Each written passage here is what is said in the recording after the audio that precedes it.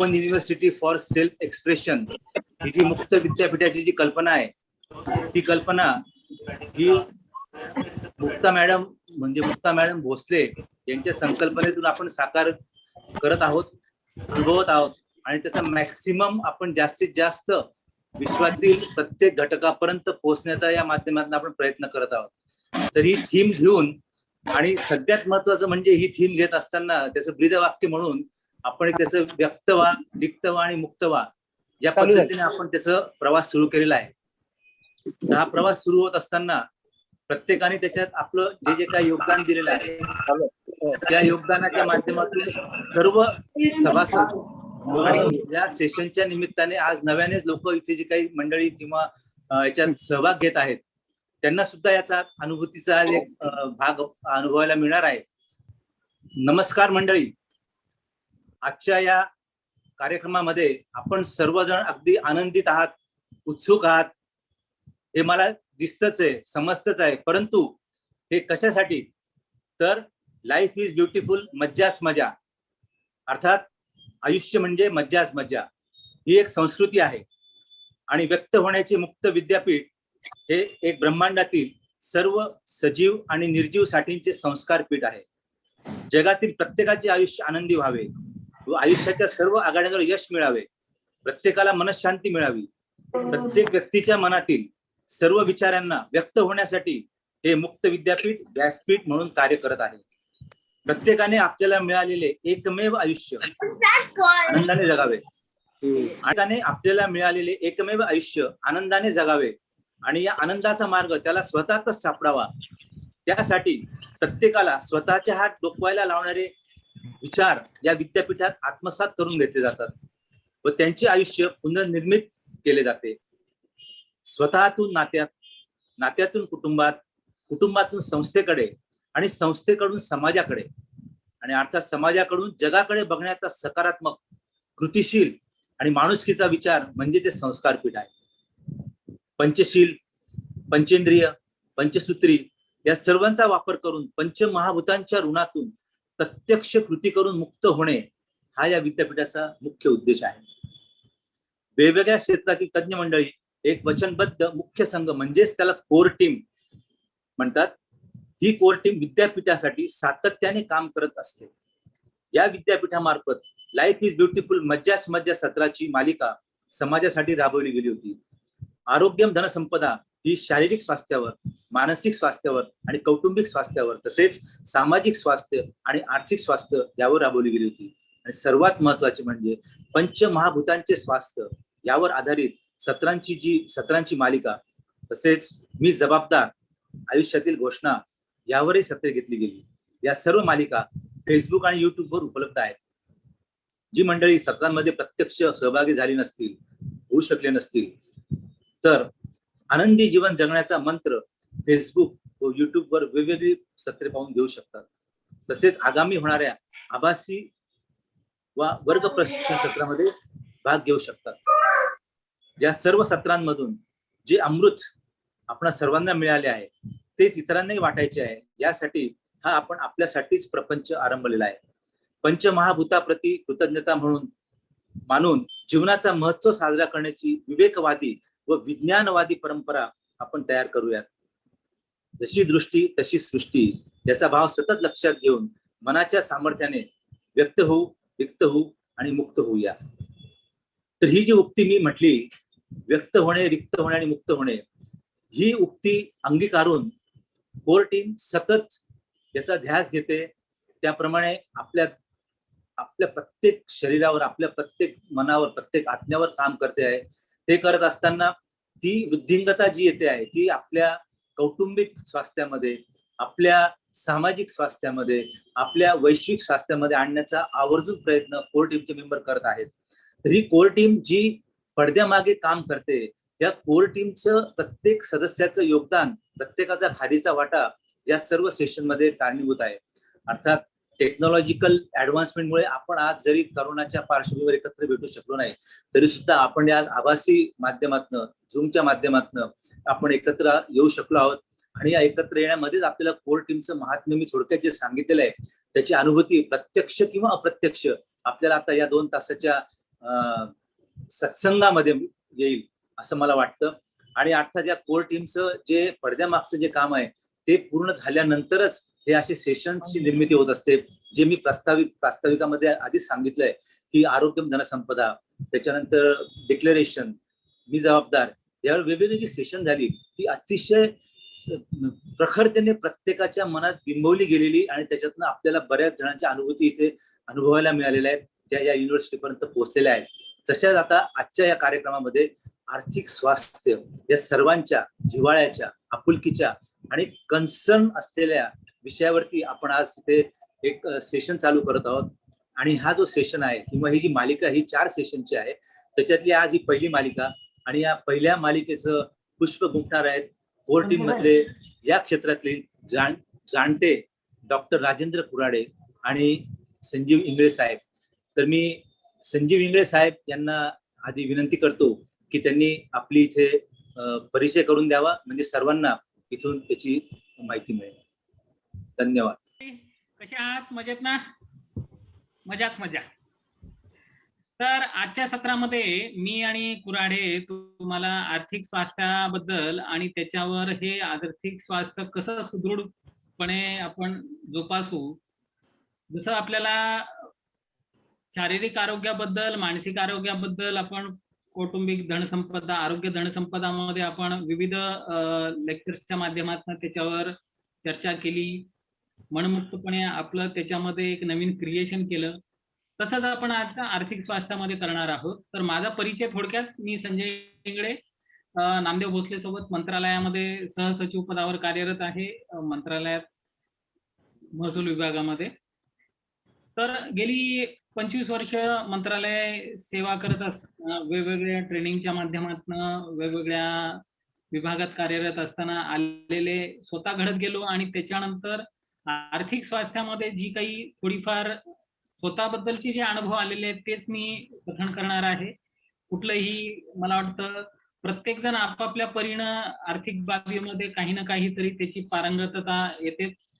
तर आपण सर्वांचे अनुभव शेअर करून याच्यामधून कसं एकमेकांचे अनुभव इतरांना उपयोगी ठरू शकतील, आपलं कुठं त्या याच्यामध्ये एखादा गॅप असेल तर आपण कसं पुढे जाऊ शकतो याच्याबद्दल आपण चर्चा करू. तर मी मूळचा नांदेडचा, मुंबईमध्ये गेली 25 वर्ष मंत्रालय सेवा करतो. आरोग्यासाठी छंद म्हणून मॅरेथॉन्स पळतो वेगवेगळ्या स्तरावर. मंत्रालयाच्या विविध अधिकाऱ्यांना यशदायी प्रशिक्षणासाठी मी फॅकल्टी म्हणून सुद्धा जातो आणि विविध सामाजिक कार्यांवर कॉन्ट्रीब्युशन करायला आवडतं. पुस्तकं वाचन, क्रिकेट खेळणं, कॅलिग्राफी, पेन्सिल स्केचिंग हे विविध छंद मी जोपासतो. आणि सर्वात या करत असताना माणसांच्या आरोग्यासाठी, म्हणजे इतर नातेसंबंध जे आहेत, मित्रसंपदा किंवा मित्र आणि ऍज ए पब्लिक जी ऍसेट आहे ती जोपासणं खूप आवडतं. तर हे करत असताना वेगवेगळ्या कामाशी निगडीत असतो. आज थोडंफार मी आणि राजेंद्र जी आहेत ती या याच्यावर प्रकाश टाकणार आहेत. तर माझा हा परिचय हळूहळू आपल्याशी ओळख वाढत जाईल, तसा तसा तो अजून दृढ होत जाईल. मी राजेंद्रला विनंती करतो की त्यांनी त्यांचं परिचय द्या. राजेंद्र. धन्यवाद इंगळे साहेब. सगळ्या मंडळींना नमस्कार. लाईफ इज ब्युटिफुल, मज्जाच मज्जा. तर मी राजेंद्र कुराडे, मी व्हेटरनरीमध्ये ग्रॅज्युएशन केलं असून मी सध्या पुणे येथे विक्रीकर उपायुक्त, म्हणजे पूर्वीचं डिपार्टमेंट विक्रीकर होतं, आता ते जीएसटी डिपार्टमेंट आहे, इथं उपायुक्त म्हणून पुणे येथे कार्यरत आहे. आणि जे मी डिपार्टमेंटमध्ये आल्यानंतर किंवा सेल्स टॅक्स आणि त्या आर्थिक बाबींच्या रिलेटेड आल्यानंतर आम्हाला असं लक्षात आलं की बऱ्याच गोष्टीत आर्थिक साक्षरता नाहीये आणि त्या आर्थिक साक्षरतेवर काम करणं खूप गरजेचं आहे. म्हणून आम्ही आमची पॉसिबिलिटी क्रिएट केली आहे की जेवढे जास्तीत जास्त लोकांना आर्थिक साक्षर करता येईल तर तेवढं करण्याचं आम्ही ध्येय धोरण स्वीकारलेलं आहे. जसं इंगळे सरांनी सांगितलं तसंच आम्ही रनिंग करतो, मॅरेथॉन बिरॉथॉन आम्ही बऱ्याचपैकी पळतो. त्याच्यानंतर पुस्तक वाचणे, चांगले चांगले पिक्चर बघणे आणि गप्पा मारणे, त्याचबरोबर मनमुक्त फाउंडेशनचं हे जे open university of self expression आहे, ह्याच्या मार्फत वेगवेगळे कार्यक्रम आम्ही करतो. मागचे सेशन्स काही अटेंड केले आणि काही लेक्चर्स वगैरे आम्ही कंडक्ट केले होते आणि त्याही मार्फत समाजाचं थोडंफार ऋण फेडण्याचा प्रयत्न करतो. सध्या हे जे आर्थिक स्वास्थ्य ह्याची जी आपण क्रिएशन करतोय की ह्यामध्ये आपण 4 सेशन मध्ये आपण सिलेबस ह्याची चर्चा करणार आहोत. म्हणजे आम्ही वक्ते म्हणून नाही तर आम्ही प्रमुख चर्चा करणारी माणसं असं आपण गृहीत धरूया, कारण आम्ही पण आपल्याच लाईफ मधून जे काय आम्हाला मिळालंय ते आम्ही इथं मांडणार आहोत आणि त्यातून तुम्हालाही काय मिळणार आहे, परत आम्हालाही काय मिळणार आहे, किंवा तुम्ही ज्यावेळेस शेअर करताल, तुम्ही ज्यावेळेस चर्चा करताल, त्यातून आम्हालाही काही गोष्टी ओपन अप होणार आहेत. आणि इथं बरेच लोक, काही खूप चांगली ज्ञानी लोक पण आहेत, की अनुभवी लोक पण आहेत, त्यांच्याकडून पण आपल्या सगळ्यांना ज्ञान मिळेल आणि अनुभव मिळतील आणि त्यानुसार आपल्याला पुढच्या लाईफमध्ये आपल्याला त्या गोष्टीचा फायदा होऊ शकतो. तर हे जे आर्थिक स्वास्थ्य आहे ह्याच्यामध्ये कौटुंबिक आणि वैयक्तिक आर्थिक व्यवस्थापन आपण ह्या गोष्टीवर चर्चा करणार आहोत. तर आज आपण काही आम्ही असाइनमेंटच्या चर्चा केल्या होत्या आणि ग्रुपवरही टाकलं होतं की पैशाबाबतचं आपलं मत काय, पैशाच्या विषयीची धारणा काय आणि का पैसा असावा का नसावा ह्याविषयी चर्चा करणार आहोत. हे आज ओपनिंग सेशन असणार आहे. पैशाचं मानसशास्त्र ते कसं असतं आणि काय असतं ह्याविषयी आपण चर्चा करणार आहोत. पण पुढच्या काही सेशनमध्ये आपण आर्थिक जग ऍक्च्युली कसं असतं, त्याच्यामध्ये वित्तीय संस्था कुठल्या येतात, आपली आर्थिक जबाबदारी कशी असते, कराची आकारणी कशी असते, म्हणजे कर लावला कसा जातो, तो किती प्रकारचा कर आहे, त्यातून आपल्याला फायदा काय होतो किंवा कशा पद्धतीने तोटा होऊ शकतो, किंवा प्लॅनिंग कसं करणं गरजेचं आहे जास्तीत जास्त बेनिफिट घेण्यासाठी. त्याचबरोबर मृत्यूपत्र, विमा, नंतर वेगवेगळे करार ते कसे असायला पाहिजेत, कसे नसायला पाहिजेत ह्याविषयी चर्चा करणार आहोत. आणि सगळ्यात महत्त्वाचं म्हणजे सगळ्यांना जिव्हाळ्याचा प्रश्न आहे की बचत करायची आणि गुंतवणूक कशी करायची, हाही खूप महत्वाचा भाग आहे. त्याही आपण चर्चा करणार आहोत. जे स्वतःचं पर्सनल मनी मॅनेजमेंट किंवा फायनान्स मॅनेजमेंट ह्याच्याविषयी चर्चा करणार आहोत. आणि सगळ्यात महत्वाचं म्हणजे की नातेसंबंध आणि फायनान्स ह्यामध्ये काय करणं गरजेचं आहे आपण, आणि कशा पद्धतीनं आपला जो भाव आहे पैसे कमवण्यामागचा किंवा पैसे सांभाळण्यामागचा किंवा गुंतवण्यामागचा, तो सांभाळून नातेसंबंधही कशा पद्धतीने आपण सुधारू शकतो ह्याविषयी चर्चा करणार आहोत. म्हणजे एकंदरीत काय करणार आहे आपण की संपन्नता म्हणजे नाते, आपण हे जे आर्थिक स्वास्थ्य जरी म्हणत असलो तरी ह्यामध्ये सगळ्यात स्वास्थ्याचं येणार आहे. म्हणजे आर्थिक म्हणजे फक्त पैसा एवढ्याच गोष्टीचं नाही, आता त्यामध्ये सगळ्यात महत्वाचं म्हणजे की आपल्याकडे जे असेट आहे ते म्हणजे चांगलं शारीरिक आरोग्य असणं ही सुद्धा असेट आहे. त्याचबरोबर चांगला मित्र परिवार असणं, चांगले नातेवाईक असणं हाही खूप महत्वाचा संपत्तीचा भाग आहे. आणि ह्याविषयी चर्चा करणार आहोत. आणि पर्यायानं हे चर्चा करून आपण जे मालकी भावात आहोत त्या मालकी भावातनं जाऊन की जिथं फक्त मी आणि माझं याचा विचार होतो, त्याच्या पलीकडे जाऊन पालकाच्या भावनेत जाणार आहोत. पालकाच्या भावनेत म्हणजे की जिथं आपण अनकंडिशनल प्रेम करणार आहोत आणि आपण काहीतरी मिळवणार आहोत त्या पद्धतीने चर्चा करणार आहोत. म्हणजे पालक सोडल्यानंतर मालक, आणि मालकाच्या भावनेनंतर आपण विश्वस्त ह्या भावनेकडे जाणार आहोत. म्हणजे ह्या चर्चेचं शेवटचं फलित असं असून की सुरुवात आपण जरी मालकत्व भावनेतून केली असली तरी विश्वस्त आणि पंच महाभूताविषयीचं आपलं जे दातृत्व आहे किंवा आपलं जे कर्म करणं गरजेचं आहे किंवा त्याची कृतज्ञ व्यक्त करणं गरजेचं आहे, त्याविषयी आपण हे सगळं काम करून संपवणार आहोत. तर हे अशा पद्धतीनं होत राहणार आहे.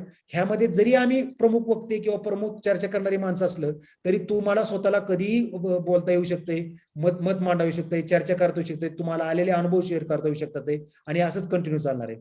तर मग मी माझं हे जे स्वतःचं इंट्रोडक्शन होतं हे थांबवतो आणि त्याचबरोबर मी इंगळे साहेबांना विनंती करतो की त्यांनी पैसा का आणि कशासाठी असावा याविषयी चर्चेला सुरुवात करावी. राजेंद्र इंगळे साहेब, फक्त इंगळे साहेब सुरू करण्यापूर्वी जे इंगळे साहेबांनी आणि राजेंद्रने सांगितलं त्याचबरोबर आपली जी आजची आर्थिक परिस्थिती आहे, म्हणजे भौतिक संपत्ती असेल किंवा पैशाच्या स्वरूपात असेल, जी काही आपल्याकडे आर्थिक परिस्थिती आहे ती आपल्या कुठल्या मानसिकतेमुळे, कुठल्या दृष्टिकोनामुळे किंवा आपला जे काही विचारधारा आहे, आपले वागणं आहे, बोलणं आहे, त्यामुळं ती कशी आली आणि ह्यामधून आपल्याला किती प्रमाणात ती एक्सपांड करायची आणि ती आता का होत नाही. पैसा तरी सगळ्याला पाहिजे, पैसा सगळ्याला प्यारा आहे म्हणजे, पण असं असताना बी कुणी श्रीमंत असेल, कुणाकडे संपत्ती कमी जास्त असेल, एक तर पैसा असून बी समाधान नाही, आनंद नाही, आणि पैसा नसला तरी पैसा पाहिजे, पण पैसा आपल्याकडे का येत नाही. तर आपल्या आयुष्यामध्ये आर्थिक स्वास्थ्य किंवा आर्थिक एक संपन्नता किंवा पैसा किंवा इतर संपत्ती का येत नाही, आणि त्याला माझा आजची जी विचारधारा आहे, माझी मानसिकता आहे, माझा दृष्टिकोन आहे, किंवा राजेंद्रने सांगितले की मालकी हक्क आहे किंवा मी पालकाच्या भूमिकेत आहे का विश्वस्ताच्या भूमिकेत आहे, ह्याचा आपल्याकडे जे आर्थिक स्रोत किंवा आता मर्यादित आहे त्याचं कसं आपणच मर्यादित केलंय हे आपल्याला शेवटच्या सेशन मध्ये बघायचं आहे. आणि ही ज्यावेळी आपण अमर्याद करू त्यावेळी आपल्या आयुष्यामध्ये जेवढी पाहिजे तेवढी संपत्ती किंवा आर्थिक स्वास्थ्य निर्माण करू शकतो, किंवा जे आहे त्याच्यात सुद्धा आपलं आर्थिक स्वास्थ्य चांगलं राहून आपण ठरवू शकतो की मला किती आर्थिक संपत्ती किंवा आर्थिक असेट निर्माण करायचे आहेत, त्याचा मला विनियोग कसा करायचा आहे. आता जे आपले विचारधारा आहे त्याच्यामुळे आपण मग येणारा जो फ्लो पैशाचा आहे का आर्थिक सुबत्तेचा आहे कसा थांबवलेला आहे. या जगामध्ये जी काही श्रीमंत लोक आपण जे स्टँडर्ड आयडियल मधनं हे काढतो त्यांच्याकडे ती संपत्ती काय येते, त्यांची मानसिकता काय आहे, त्यांचा दृष्टिकोन काय आहे, ह्या सर्वावर आपण भाष्य करणार आहे. आणि जसं राजेंद्र आणि इंगळे साहेबांनी सांगितलं की आपण ह्या सेशन मध्ये सर्वांमधून संवाद साधणार आहे. आपण आज सुरुवात करू की आर्थिक स्वास्थ्य या संकल्पनेमध्ये काय अभिप्रेत. मित्रांनो, माणसाचा जसा उगम झाला अश्मयुगापासून आपण आज अणुयुगापर्यंतचा प्रवास बघितला, तर पूर्वीचा माणूस साधारणतः शिकारीपासून मग शेतीपासून मग इतर प्राण्यांना पाळीव करून त्यांनी शेती करायला लागला. त्याचा विस्तार तो करत करत समूहामधून स्वतःच्या इंडिव्हिज्युअल याच्यामधून समूहामध्ये गेला, मग साम्राज्य समूहांचा विस्तार, मग हळूहळू हे करत करत राजेशाही आली वेगवेगळ्या याच्यामध्ये. मग 16व्या-17व्या शतकानंतर जिथे औद्योगिक क्रांती आली तर त्यावेळेस खऱ्या अर्थाने आर्थिक प्रगतीला सुरुवात झाली. या आधी पण आर्थिक प्रगती नव्हती अशातला भाग नाहीये, पण त्या काळातले विनिमयाचे साधन आणि ही जी जर पाहिली तर त्या काळामध्ये सर्वसाधारणपणे एखाद्याच्या समृद्धीचं किंवा श्रीमंतीचं आपण जर परिमाण काढलं तर कोणाकडे पूर्वी किती गायी आहेत म्हणायचो, किती जमीन आहे म्हणायचो, एखादा राजा त्याचं साम्राज्याचा प्रदेश किती आहे याच्यावरून मोजायचो. तर हा त्या कालखंडातला त्या समृद्धीची संकल्पना बदलल्या. आणि जसं ऍडम स्मिथचा उदय आणि अर्थ जगत सुरू झालं औद्योगिक क्रांतीनंतर, आणि मग नंतर पैशाच्या विनियोगानंतर पैसा हा करन्सी म्हणून ज्यावेळेस आलं आणि मग सगळे परिमाण बदलले त्यानंतर, तर वैयक्तिक स्वरूपामध्ये मग आर्थिक प्रगती हळूहळू ज्यावेळेस आता आपण औद्योगिक क्रांतीच्या नंतर माहिती तंत्रज्ञान युग, माहिती तंत्रज्ञान नंतर इंटरनेट युग, आणि या माहिती जालाच्या किंवा डिजिटल युगामध्ये ज्यावेळेस आपण विचार करतो तर आपण आजच्या परिमाणामध्ये आर्थिक स्वास्थ्याला कुठल्या स्वरूपामध्ये पाहतो. तर सर्वसाधारणपणे आर्थिक स्वास्थ्य ज्यावेळेस म्हणतो ना तर प्रत्येकाची याबद्दलची कल्पना वेगवेगळी असते. आता शारीरिक आरोग्यामध्ये सर्वसाधारणपणे मला काय वाटतं, सुदृढ शरीर म्हणजे चांगलं व्यायाम कमवलेलं शरीर, चांगला आहार, मानसिक स्वास्थ्य असेल, त्यामध्ये मानसिक शांतता असेल, कुठल्याही रोगाचा प्रादुर्भाव नसेल, तर हे सर्वसाधारणपणे आरोग्याचं लक्षण. मग आर्थिक स्वास्थ्य या शब्दाला आपण किंवा या संकल्पनेला आपण कसं पाहतो, तर त्याची डिक्शनरी मिनिंग किंवा त्याचं काय अभिप्रेत आहे यापेक्षा आपण असं पाहूया की प्रत्येकाला याबद्दल आर्थिक स्वास्थ्य म्हणजे त्यांची काय संकल्पना आहे. मग या संकल्पनेमधून आपण इव्हॉल्व्ह करू की खरंच आर्थिक स्वास्थ्य म्हणजे आपल्याला याच्यामध्ये काय अभिप्रेत आहे. तर मी विनंती करतो फोरमला की ज्यांना कुणाला याच्यामध्ये काही शेअर करायचं असेल की आर्थिक स्वास्थ्य म्हणजे मला काय वाटतं, की हे काय असेल आर्थिक स्वास्थ्य, तर कुणी शेअर करणार असेल तर मला निश्चित आनंद होईल. प्रशांतनी खूप चांगलं सांगितलं की त्याच्या बाबतीमध्ये आर्थिक स्वास्थ्याची जी संकल्पना त्याची जी आहे ती म्हणजे आजच्या आणि भविष्यातल्या ज्या गरजा भागवण्यासाठी पर्याप्त उत्पन्नाचं साधन असणं आणि आपलं आरोग्य असणं, हे आर्थिक स्वास्थ्याची त्याची संकल्पना आहे. तर ही एक त्याची पहिली पायरी आहे किंवा त्याचं एक स्वरूप आहे. तर अजून त्याच्यामध्ये काय स्वरूप असू शकतं, म्हणजे मला याच्यामध्ये असं सांगायचं की याचं काही ठराविक स्वरूप नाहीये. या फोरमच्या माध्यमातून आपण सर्वांच्या वतीने आपण आर्थिक सुदृढतेची संकल्पना रुजवण्याचा प्रयत्न करतोय. एक समाज आपण निर्माण करतोय की ज्याच्यामध्ये आर्थिक बाब जी माझ्या याच्यामध्ये मी कसा इव्हॉल्व्ह झालो, तर लहानपणी पैसा हा म्हणजे कुठंतरी स्कॅर्स किंवा खूप दुर्मिळ आहे अशा स्वरूपातून मी घडत गेलो.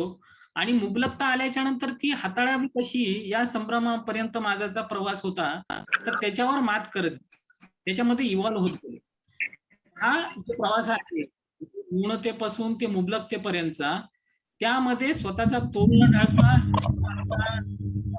स्वाभिमान किंवा स्वतःचा आनंद कुठेही हिरावून न देता आयुष्याच्या प्रत्येक वळणावर मग हे आर्थिक काय आहे तर माझ्या वेगवेगळ्या आयुधांमधलं, माझ्या वेपन्स मधलं एक आर्मनरी आहे. मग ही आर्मरी मी माझे जे शस्त्र आहे हे मी कसं तळपट ठेवतो, तर हे आपण आर्थिक स्वास्थ्याच्या माध्यमातून मी बघणार आहे. तर अजून काय संकल्पना असू शकते? वैविध्यपूर्ण किंवा विविध आपण व्यवसाय बी करायला पाहिजे आणि घरातली लोक किंवा माणसं जी मेंबर असतील ती वेगवेगळ्या क्षेत्रात वेगवेगळ्या ह्याच्यामध्ये काम करायला पाहिजे. परंतु हे जे तुम्ही सांगितलं अगदी खूप व्हॅलिड आणि लेजिटिमेट मुद्दा आहे. परंतु तुमची जी आर्थिक परिस्थिती आजची आहे हे सर्व आपण सांगत असलो तरी आपल्याला पाहिजे तेवढी सदृढ नाही आहे. आणि आर्थिक स्वास्थ्य सदृढ नाही तर मिसिंग कुठं कुठं आहे, गॅप कुठं कुठं आहे आणि ते का हे आपल्याला ह्या चर्चेमधनं बघायचं आहे. म्हणजे कल्याण काळजाते बरोबर आपल्या सर्वांनाच ते बघायचं आहे म्हणजे, आणि म्हणून तरी आपण सर्वजण एकत्र आलेलो आहोत. अजून एक याच्यामध्ये दृष्टी मी टाकू इच्छितो की जशी आपण आर्थिक स्वास्थ्य ज्यावेळेस म्हणतो तर एक संकल्पना अशी आहे की माझं जसं शारीरिक आरोग्य आहे, शारीरिक आरोग्यामध्ये ज्यावेळेस मी स्वतःकडे पाहतो तर बॉडी मास इंडेक्स किंवा माझं एक परिमाण ठरलेलं असतं की एवढ्या परिमाणामध्ये माझं एज आणि बॉडी वेट जर असेल तर मी स्वतःला त्या मापदंडामध्ये आरोग्यपूर्ण समजतो. किंवा ढोबळमानाने आपलं जर पोट सुटलेलं असेल तर मुबलकतेचा त्या ठिकाणी आपल्याला फॅट्स, एक्स्ट्रा फॅट झालेले असं आपण समजतो.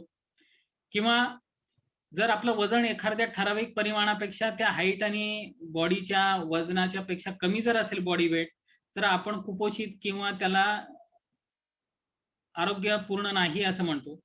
तर तसं फायनान्शियल आरोग्याच्या बाबतीमध्ये किंवा आर्थिक आरोग्याच्या बाबतीमध्ये काय असू शकतं? तर माझ्या मते की माझी जी नीड्स आहेत त्या नीड्सला भागवण्यासाठीचं माझं उत्पन्नाचा स्रोत जर परिपूर्ण ते इक्वल मॅचिंग असेल तर मला वाटतं ते आरोग्याचं एक लक्षण आहे.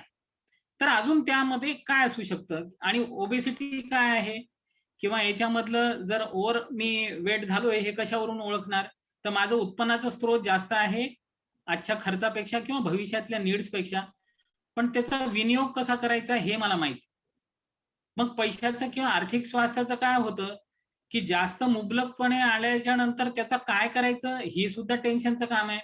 किंवा ते विनियोग मी केला नाही म्हणून पण मला बरेचदा त्याचा मानसिक ताण जाणवतो. किंवा एखादा अंडर युटिलाइज माझा ऍसेट, जसं भांबरेंनी सांगितलं की माझ्याकडे ऍसेट्स आहेत वडिलोपार्जित पण मला त्याचा विनियोग करता येत नाही. तर अशा बाबी सुद्धा खूप प्रकर्षाने दिसतात की मी या भागामध्ये जर जास्त काम केलं असतं तर मला वाटतं तो माझी ऍसेट माझ्यासाठी काम केली असती. याच्यामध्ये आर्थिक स्वास्थ्यासाठी एक मिनिट फक्त, तुम्ही जो एक मुद्दा सांगितला तो अतिशय महत्वाचा आहे. ज्यावेळी तुमच्याकडे पैशाची कमतरता होती त्यावेळी बी अडचण होती, पण ज्यावेळी पैसा तुमच्याकडे विपुलता किंवा मोठ्या प्रमाणात आला त्या पैशाचा विनियोग कसा करायचा ही जी साक्षरता किंवा ही जी कॉम्पिटन्सी तुमच्याकडे पाहिजे होती ती नसल्यामुळं तो पैशाचा विनियोग केल्यानंतर बऱ्याच ठिकाणी नुकसान झालं किंवा कुठे इन्व्हेस्ट करायचे माहित नाही म्हटलं, किंवा काही ठिकाणी आपण दिले आणि ते बुडले, म्हणजे असं काहीतरी झालं किंवा त्याची मल्टिप्लिकेशन किंवा ग्रोथ हे झाले नाही. त्याचबरोबर तुम्हाला मानसिक जी शांतता पाहिजे त्या कालावधी मिळालेली नाही, आणि हे खूप क्रिटिकल आहे. म्हणजे हे अतिशय महत्वाचं आहे की तो विपुल किंवा मोठ्या प्रमाणात पैसा आला तर त्याची विनियोग म्हणजे मालक, पालक आणि विश्वस्त ह्या तीन भावनेतनं तुम्ही अगोदर जर त्याची संभाव्य विनियोग कसा करायचा याचा विचार नाही केला किंवा त्याचं तंत्रज्ञान किंवा विज्ञान आपण समजून नाही घेतलं तर येण्याचा जो संपत्ती किंवा पैशाचा फ्लो आहे तो थांबतो, किंवा आलेली जी संपत्ती आहे किंवा पैसा आहे तो अशा मार्गाने गुंतवणूक आपण करतो किंवा मग कुठेतरी फसणं, कुठं अडकून जाणं, त्याच्यातनं रिटर्न न येणं, त्याच्यातनं त्रास होणं किंवा मग अजून विविध मार्गाने त्याचं आपल्याला बाउन्स बॅक त्या आयुष्यामध्ये होतं. तरी आपल्याला स्वतःच्या आयुष्यात ह्या गोष्टी सर्व बघायच्या आहेत. इंगळे साहेबाला ते दिसल्या कारण ते 8 दिवस झाले याच्यावर काम करते. तर आपल्याला सर्वांना ह्या सेशन मधनं ते बघायचं आहे. आपल्या लाईफ मध्ये असं कुठं झालं, कमी पैसा असताना मग मी कसा होतो, पैसा आला त्यावेळी मग त्या पैशाचं आणि माझं नातेसंबंध कसं होतं, माझ्याकडे पूर्ण ते विनियोग करण्याची क्षमता होती का, मी बोलतोय काय त्याविषयी, म्हणजे नको बाबा मला पैसा काय करायचा, पैसा लागत नाही, आनंदाला कुठं पैसा लागतो, ही जी आपली वाक्य आहेत किंवा पैसा माझ्यासाठी खूप मोठा आहे, ज्यावेळी पैसा माझ्यासाठी किंवा संपत्ती मोठी वाटते त्यावेळी आपण लहान होतो. म्हणजे आपली क्षमता, आपली एक कॉम्पिटन्सी किंवा कॅपॅसिटी आहे ती आपण कमी करतो आणि येणाऱ्या संपत्तीचा फ्लोला कुठंतरी आपण थांबवतो. ह्या विश्वामध्ये अमर्याद संपत्ती आहे, परंतु ती आपली का होत नाही, कारण ते माझ्या कुठल्या तरी दृष्टिकोनामधनं, संवादामधनं, वागण्यामधनं, बोलण्यामधनं, विचारामधनं, किंवा हा पैसा आल्यानंतर त्याचा विनियोग कसा करायचा त्याची आपली जी तयारी आहे, जी जी अभ्यास पाहिजे, ती क्षमता आपल्याकडं नसते. म्हणून आपली जी आर्थिक परिस्थिती आजची आहे त्याला फक्त आपणच कसं कारणीभूत आहे हे सुद्धा बघायचं आहे. इंगळे साहेब सॉरी मध्ये तुम्हाला डिस्टर्ब केलं, पण तुम्ही खूप महत्वाचा तो मुद्दा सांगितला होता. धन्यवाद नामा. आणि असंच मध्ये मध्ये तुमचं जे पेरणी आहे ती मला वाटतं ही सुदृढतेच्या दृष्टीने अजून त्याला डिस्कशन पण सुदृढ करेल ते. तर आर्थिक स्वास्थ्याबद्दल आपण ज्यावेळेस हे करतो ना फायनान्शियल, आता याचे खूप साऱ्या छटा आपण बघणार आहोत. आर्थिक ज्यावेळेस म्हणतो की आर्थिक उत्पन्नाचं साधन मला कसं सुदृढ करायचं आहे, मग माझं बचत आणि खर्च याच्याबद्दलच्या आता पुढच्या सेशन मध्ये राजेंद्रजी त्याच्या मानसिकतेबद्दल आपण विचार करणार आहोत. तर त्यापूर्वी आहे ना, मुळात त्याचा जे आपण या 4 सेशन मध्ये किंवा 5वा सेशन होईल जो क्रिएशनचा राहील, तर सगळ्यांच्या गरजांप्रमाणे आपण याच्यामध्ये स्वतःलाच अपग्रेड करत जाऊ, की आपलं जे याच्याबद्दलचं आकलन आहे, माझा अनुभव आहे. तर आर्थिक स्वास्थ्य म्हणजे याच्याबद्दल मला वाटतं अजूनही खूप सारं आपला जो त्याच्याबद्दलचं आकलन आहे किंवा how does occur to me, म्हणजे माझ्या फायनान्शियल हेल्थ बद्दल माझ्या काय संकल्पना आहेत, तर अजून काय असू शकतं की जी मी आता माझ्या शारीरिक आरोग्यासाठी मी जिम मध्ये जातो. जिम मध्ये जातो म्हणजे काय करतो, तर एखाद्या रेजिस्टन्स विरोधात माझ्या शरीराला मी तयार करतो. मग मी तिथं माझं आर्म्स मसलचं डेव्हलप करायचं असेल तर मी ते आर्म्सचे डंबेल्स घेतो आणि मी ते हे करतो. तर फायनान्शियल हेल्थच्या बाबतीमध्ये फायनान्शियल जिम म्हणजे किंवा मला त्याच्यामध्ये काय सुदृढता मी अपेक्षित करतो. काटकरजी आपण हात वर केला, आपण काही याच्यामध्ये ऍड करू शकाल? हा, अरविंद काटकरनं हात वर केलाय. अरविंद काटकर सुरुवात करायच्या ऐवजी आता जेवढे बी आपण सेशन मध्ये आहे आणि जी चर्चा करतोय, तुम्ही आजच्या तारखेला तुमच्याकडे जी संपत्ती आहे ती लिहून ठेवा. आणि हे 5 सेशन झाल्यानंतर तुमचं नेक्स्ट 1 वर्षानंतर जरी तुम्ही स्वतःवर काम करताय, तुम्ही जे गृहपाठ आपण या सेशन मध्ये देताय, तुम्ही मनापासून करताय, त्याचं जे मल्टिप्लिकेशन होणार आहे किंवा कदाचित आहे तेवढी संपत्ती राहील, पण तुम्हाला जे आत्मिक समाधान, शांती आणि आनंद जो तुमच्या जीवनात राहणार आहे ना, हे परिमाण सुद्धा आपण सर्वांनी लक्षात ठेवायचं आहे. आणि ह्या 5 सेशन नंतरचा जो आउटकम असणार आहे आणि तो लगेच नेक्स्ट मंथ 6 महिने, वर्ष, 2-3 वर्षामध्ये तुम्हाला जी आर्थिक सुबत्ता आहे तुमच्या घरी आणि त्याचबरोबर मानसिक सुबत्ता, काही जणांच्या घरी आता भरपूर आर्थिक सुबत्ता असेल पण मानसिक सुबत्ता नाही आहे, तर मानसिक सुबत्ता ज्याच्याकडे नाही त्याला मानसिक सुबत्ता मिळणार, आर्थिक सुबत्ता ज्याला पाहिजे त्याला आर्थिक सुबत्ता मिळणार. तर ह्या 5 सेशन मधनं हा फार मोठं परिवर्तन होणार आहे. म्हणजे आपण एक 5 पावलं पुढे जायचं बघत होतो, तर आपण 5000 पावलं पुढे हसत खेळत कसं जावं त्याबद्दलचं ह्या संवादामधनं सर्व निर्माण होणार आहे. अरविंद काटकर प्लीज. नमस्कार सर्वांना. प्रथम या आर्थिक स्वास्थ्यामध्ये मला 3 गोष्टी सांगायच्या आहेत. पहिली गोष्ट अशी आहे की आपल्याकडे पैसा, माझ्याकडे पैसा किती आहे किती नाही ही एक वेगळी गोष्ट आहे, परंतु प्रत्येकाचं एक वेगळं कर्तृत्व असेल, प्रत्येकाच्या कर्तृत्वाप्रमाणे प्रत्येकाला पैसा येतो, तसं माझाही मला असं वाटतं. मला एक पहिली गोष्ट सांगायची आहे की 28 वर्षापूर्वी मी जेव्हा नोकरीला लागलो, 30 वर्ष नोकरीला लागलो, त्यानंतर लग्न झालं, मुलगा झाला आणि का कोणास ठाऊक तेव्हा मला एक मित्र भेटले. तेव्हा मी माझ्या पोस्ट ऑफिसमध्ये 100 रुपयाची RD खोलली होती आणि तेव्हापासून म्हणजे 28 वर्षापूर्वीपासून 100 रुपयाची आरडी खोलली होती. त्यानंतर मी प्रत्येक वर्षी 100 रुपयाचे 100 वाढवत गेलो. आता माझी आरडी आहे 2800 रुपयाची. 28 वर्ष प्रत्येक वर्षी 100 वाढवत गेलो. का कोणास ठाऊक, पण तेव्हा मला लोक म्हणायचे, अरे वेळ आहेस का, पोस्टामध्ये पैसे का टाकतोस, म्युच्युअल फंडात पैसे खूप मिळतात, बाकी सगळ्या पैसे मिळतात, ठीक आहे. पण तरी पण मी ते काही न मानता ते माझी ती प्रोसेस आहे आर्थिक गुंतवणुकीची चालू ठेवली. आणि आज माझ्याकडे म्हणजे 2800 रुपयाची आरडी आहे. उद्देश हाच किंवा प्रत्येक वर्षी मला काहीतरी पैसे मिळावेत, असा हा एक पहिला गोष्ट झाला.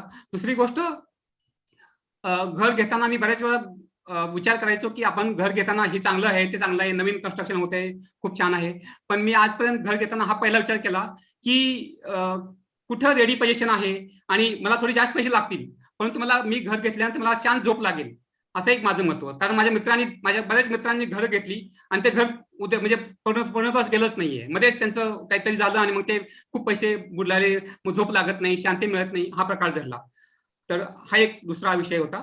तिसरी गोष्ट, आपण जेव्हा पैशाला आहे म्हटलं की आपल्याला पैसा येतो, आणि नाही म्हटलं की पैसा येतच नाही. मग असं आहे, म्हणजे पैसा नाही म्हटलं की कदाचित पैसा आपल्यापासून दूर जातो असं मला वाटतं. आणि असेल म्हटलं तरी पैसा असेल नसेल, पण एक मानसिक समाधान जे मिळतं खूप मोठं मिळतं की आहे माझ्या पैसा, कमी असो जास्त असो त्याच्यात आपलं सगळं होऊ शकतं.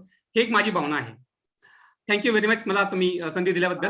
अरविंद काटकर, तुम्ही छान 2-3 मुद्दे सांगितले, पण हे मुद्दे सांगताना तुम्ही एक जो मुद्दा सांगितला की जे काय मी करतोय ते करताना मी धोका फार कमी पत्करतो, परंतु एक विज्ञान असं म्हणतं किंवा त्याची थिअरी अशी म्हणते, जी माणसं आयुष्यामध्ये ज्या प्रमाणात धोका म्हणजे कॅल्क्युलेशन करून, त्याचा अनालिसिस करून, सगळा अभ्यास करून, ज्यावेळी आपण जेवढा धोक्याची शक्यता जास्त म्हणजे रिस्क जेवढी जास्त, तेवढे तुम्ही आयुष्यामध्ये समाजाच्या दृष्टीनं तुम्हाला यशस्वी होण्याची जास्त संधी उपलब्ध आहे. आणि ह्या मानसिकतेमधून अरविंद काटकरनं जरी शेअर केलं असलं तरी आपण आपल्या आयुष्यात किती प्रमाणात रिस्क घेतली, त्याचा अभ्यास किती केला, किती प्रमाणात आपण धोका पत्करला, अपयशाला तिथंच थांबून गेलो, ह्या सर्व गोष्टीचं अनालिसिस केल्यानंतर एक आपलं व्यक्तिमत्व बनलं. आणि त्या व्यक्तिमत्वाला साजेस किंवा त्या विचाराला मॅचिंग होणारी संपत्ती आपल्याकडे आली. हे प्रत्येकाने त्याच्यावर काम करायचं आहे. आणि हे आयुष्यामध्ये धोका पत्करणं किंवा रिस्क घेणं आणि यशस्वी होणं, ह्या दोन्हीचा खूप मोठा असा संबंध आहे. आणि रिस्क घेताना म्हणजे नुसत्या उड्या मारायच्या आणि बोलायचं करायचं असं नाही. आपण धोका पत्करणं सुद्धा, आपण कुठला धोका पत्करतोय त्याचा अभ्यास करणं, त्याची गणितं समजून घेणं आणि वर्स्ट टू वर्स्ट काय होऊ शकतं ह्याची तयारी ठेवून, अँटिसिपेट करून, अँटिसिपेटरी प्लॅनिंग करून आपल्याला पुढे जायचं असतं. तर तुम्ही तो एक खूप चांगला मुद्दा चर्चेमधनं आला. आणि आजची जी आर्थिक आपल्याकडे सुबत्ता आहे, जी बी आहे परिस्थिती आहे, ती जेवढी आपण आयुष्यामध्ये रिस्क घेतली हा त्याचाच परिणाम आहे. म्हणजे थँक्यू काटकर साहेब. बिपिन जगताप तुम्ही आणि नंतर मुक्ता, तुम्हाला काय म्हणायचंय का अरविंद काटकर याच्यावर किंवा राजेश तुम्हाला? मी एक गोष्ट बोलतो, more risk more gain, no risk no gain. पण त्याच्यात शांती बी ढळली नाही पाहिजे, हे तेवढंच महत्वाचं आहे. Thank you sir. बिपिन जगताप. नमस्कार. आत्ताच सरांनी सांगितल्याप्रमाणे मी अगोदर आपल्या टीमचं अभिनंदन करू इच्छितो की त्यांनी अतिशय महत्वाचा विषय, जो सर्वसामान्यांसाठी नव्हेच तर सगळ्यांसाठीच अतिशय महत्वाचा आहे, असा आपला आर्थिक स्वास्थ्याविषयी घेतलेला आहे. आणि सगळ्यात महत्वाचं की आपण सगळेजण स्वास्थ्यासाठी प्रयत्न करतो, पण आर्थिक स्वास्थ्य हा विषय नेहमीच मागं पडत राहिलेला आहे. आपलं असं वाटतं की हे आपण अनेक गोष्टी करत राहतो, पण या बाबतीत कधी प्लॅनिंग करत नाही. मला माझ्या विषयात सांगायचं आहे की या बाबतीत मला खूप ज्ञान कमी. अजूनही मला असं वाटतं की अनेक क्षेत्रात आपण माहिती घेतो, त्यातून आपल्याला माहिती मिळते, पण अजूनही म्युच्युअल फंड, शेअर बाजार याबाबतची एवढी माहिती आजही मला नाहीये, आणि ही खरी निरक्षरता आहे. म्हणून मला असं वाटतं की या आपल्या सेशन मधून अशा अनेक लोकांच्या मनातल्या ज्या शंका असतात, कारण आज काय होतं की आर्थिक स्वास्थ्याच्या माध्यमातून सुद्धा अनेक वेगवेगळे आपण बघतो की टीव्ही वरती सुद्धा जाहिराती येतात की आमच्या या सेशन मध्ये उपस्थित राहा आणि अगदी करोडपती बना. तर अशी फसवणारी माणसं सुद्धा आज गल्लोगल्ली असताना आज आपलं सेशन सगळ्यांसाठी फार फायदेशीर होणार आहे. पण त्याच्या बाबतीत मला एवढं सांगायचंय की अनेक ज्या छोट्या छोट्या गोष्टी आहेत, अनेक काही अशा गोष्टी आहेत की ज्या सहज माहीत नाहीत होत आणि सहज कोणी देतही नाही. तर त्या गोष्टी सुद्धा याच्यातून मला वाटतं इंगळे साहेबांनी सगळ्यात महत्वाचं ज्या क्षेत्रात एकदम बाप माणूस आहेत असे कुऱ्हाडे साहेब ते या सेशन मध्ये असल्यामुळे ह्या सगळ्या शंकांचं समाधान होईल असं मला वाटतं. बिपिन जगताप साहेब तुम्ही खूप छान शेअर केलं, पण एक जो मुद्दा सांगितला आणि बिपिन जगताप साठी नाही आपल्या सर्वांसाठी आहे, त्यांनी एक मुद्दा सांगितला की मला गुंतवणूक कुठं करणं, शेअर मार्केट, म्युच्युअल फंड असेल, अजून कुठला, आपली जेवढी म्हणजे साक्षरता कमी किंवा आपण जेवढं निरीक्षर आहे याच्यात किंवा आपल्याला जेवढं ज्ञान कमी आहे, तर तो पैशाचा येणारा फ्लो किंवा संपत्तीचा येणारा फ्लो ह्या दोन्हीचं को रिलेशनशिप आहे. जगताप साहेब, तुमच्याकडे आज जी संपत्ती आहे त्याचं तुमच्याकडे जे ज्ञान आहे, तुमची विचारधारा आहे, त्याचा जो दायरा आहे तेवढीच तुमच्याकडे संपत्ती येणार आहे. त्याच्यासाठी ह्या मूलभूत ज्या गोष्टी आहेत ते राजेंद्र कुऱ्हाडे आणि इंगळे साहेब सांगणार आहेत, त्या मूलभूत गोष्टी बरोबर आपल्याला ह्याचं ज्ञान घेणं, त्यामध्ये साक्षरता आणणं, हाच आपल्याला आयुष्यामध्ये यशस्वी किंवा संपत्ती पाहिजे तरी निर्माण करण्याचा एक पाया आहे आणि त्या पायावर आपण चर्चा करणार आहे. तर हे सुद्धा मुद्दा तेवढा जगताप साहेब महत्वाचा आहे. बरोबर सर. आणि तो मुद्दा पुढे आणल्याबद्दल तुमचं धन्यवाद. मला असं वाटतं की इंगळे साहेब म्हटले तसे हे जो आर्थिक संवाद आहे आपण सगळेजण तो निर्माण करायला लागलोय. मुक्ता भोसले आणि नंतर राहुल गोरडे. आणि राजेंद्र, तुम्हाला किंवा इंगळे साहेबाला काय बोलायचं असेल तुमच्या याबद्दल वेगळं काय असेल तर कृपा करून तुम्ही व्यक्त होत राहा, नाहीतर व्यक्त व्हा, रिक्त व्हा आणि मुक्त व्हा. तुम्ही म्हणायचं हा नामाचंच चाललंय म्हणजे असं नामाचा गजर नको व्हायला. येस. मला इथं एक म्हणजे माझा स्वानुभव सांगायचा आहे की आर्थिक स्वास्थ्य हे जसं इंगळे साहेबांनी प्रश्न विचारला होता की तुमच्या दृष्टिकोनातून आर्थिक स्वास्थ्य काय, तर मला असं वाटतं, माझा अनुभव आहे की आर्थिक स्वास्थ्य हे मानसिक स्वास्थ्याशी जोडले गेलेलं आहे. जर म्हणजे माझा लहानपणापासूनचा अनुभव की माझे आजोबा माझ्यासाठी आयडियल आहेत. तर त्यांनी खेड्यात म्हणजे शेतकरी असून सुद्धा ना त्यांचं नेहमी एक वाक्य आमच्या घरात आम्हाला कंपल्सरी असायचं. मी आजोबांकडे लहानाची मोठी झालेली, तर त्यांचं वाक्य असायचं की घरात नाही हा शब्द कोणी बोलायचा नाही आणि संपलंय हा शब्द बोलायचा नाही. आहे हा क्षण, आहे हे गोष्ट घरातली एन्जॉय करायची आणि जी गोष्ट आपल्याला कमी वाटते ते अजून आपण कशी निर्माण करायची त्याच्यावर काम करायचं. आणि माझ्या आजीनी आणि आजोबांनी ना ह्याच्यावरती खूप सुंदर ते काम केले, ते संस्कार माझ्यात आले आणि त्यामुळे काय झालं, मी मानसिक स्वास्थ्य माझं खूप चांगलं राहिलं म्हणजे आर्थिक दृष्टिकोनातून. तर मला असे स्केअरसिटी किंवा असुरक्षितता कधी वाटली नाही. तर हे निर्माण कसं करायचं ह्या गोष्टी त्यांनी लहानपणापासून त्या शब्दातून आणि विचारातून निर्माण केल्या. आणि त्यामुळे मी स्वतः पाहिलं की माझ्या आजी आजोबाचं शेतकरी असून सुद्धा त्यांचं ना म्हातारपण सुद्धा खूप आर्थिक नियोजन खूप व्यवस्थित असल्यामुळे त्यांचं आयुष्य खूप सुखकर गेलं. तर हा एक अनुभव आहे की मानसिकता आपली बदलली तर मानसिक स्वास्थ्य बदललं तर आर्थिक स्वास्थ्य बदलू शकतं. तर थँक्यू सो मच मला शेअर करायला संधी दिल्याबद्दल. मुक्ता, खूप तू छान अनुभव सांगितला आणि आपल्या सर्वांसाठी ही आपली आजची जी परिस्थिती आहे म्हणजे काही असेल किंवा आपल्याला नसेल किंवा जेवढा आहे तिथं जर आपण स्वतःला श्रीमंत समजलो आणि आपल्याकडे विपुल प्रमाणात संपत्ती आहे या मानसिकतेमधनं आपण वागायला लागलो, बोलायला लागलो आणि कृती करायला लागलो तर नक्कीच आपण हे समजायला ज्या क्षणापासून सुरुवात करू, बऱ्याच जणांना हे पटणार नाही पण अनुभव घेऊन बघा, कारण ह्या क्षणापासून जर आपण स्वतःला विपुल प्रमाणात मी श्रीमंत आहे, एक नेपोलियनचं पुस्तक आहे विचार करा आणि श्रीमंत व्हा, थिंक अँड ग्रो रिच, 1920 मधलं आहे. आणि ते पुस्तक वाचलं मला असं वाटलं होतं हे काय असं कुठं होत असतं का. पण ज्यावेळी ही विचारधारा स्वतःमध्ये रुजवली की मी जे आहे सध्या श्रीमंत आहे, माझ्याकडे विपुल प्रमाणात संपत्ती आहे आणि त्याचबरोबर मानसिक समाधान आणि शांतता माझ्याकडे आहे, तर आपल्याला ह्या विश्वामधनं जेवढी पाहिजे, बघा मी हात वर करतोय, तुम्ही बी जेवढी पाहिजे तेवढी संपत्ती तुम्ही घेऊ शकता, तुम्हाला पाहिजे तेवढी संपत्ती घेऊ शकता आणि तुम्हाला पाहिजे तेवढी ती थांबवता येते. एवढं सोपं साधं गणित आहे ते. आणि हळूहळू तुम्ही ह्या क्षणापासून ते प्रयोग करून बघा आणि ह्या क्षणापासून आपण हे बघूया की मी संपत्तीविषयी काय बोलतोय, गरिबीविषयी काय बोलतोय, श्रीमंतीविषयी काय बोलतोय, श्रीमंताविषयी माझ्या मनात असूया आहे का, माझ्या आजूबाजूला पाहुणे रावळे घरात ज्याच्याकडे पैसे आहेत त्याच्याबद्दल मी काय बोलतोय, ह्या सर्वाचा तो फार मोठा परिणाम आहे. आणि मला वाटतं हे जे विज्ञान आहे त्याच्या थिअरी आहे ते राजेंद्र आणि इंगळे साहेब सांगतील, पण मला जे मुक्ताच्या शेअरिंग मधनं मिळालं ते मी आपणाला शेअर केलं आणि त्याच्यामधनं खरोखर खूप मोठ्या प्रमाणात आपल्याला अबंडन्स, विपुलता, संपन्नता आपल्या आयुष्यामध्ये निर्माण करता येणार आहे. बऱ्याच वेळा आपल्याला असं वाटतं की माझ्याकडे अगोदर पैसे येऊ दे, संपत्ती होती, भरपूर घर गाड्या पाहिजे ते करू दे आणि मग मी स्वतःला श्रीमंत समजेल. तो माणूस या आयुष्यात कधीच श्रीमंत होऊ शकणार नाही आणि चुकून यशस्वी झाला काही प्रमाणात त्याला समाधान आणि आनंद कधीच मिळू शकणार नाही. माझी संपत्ती असून बी गरीब आणि संपत्ती नसून बी गरीब.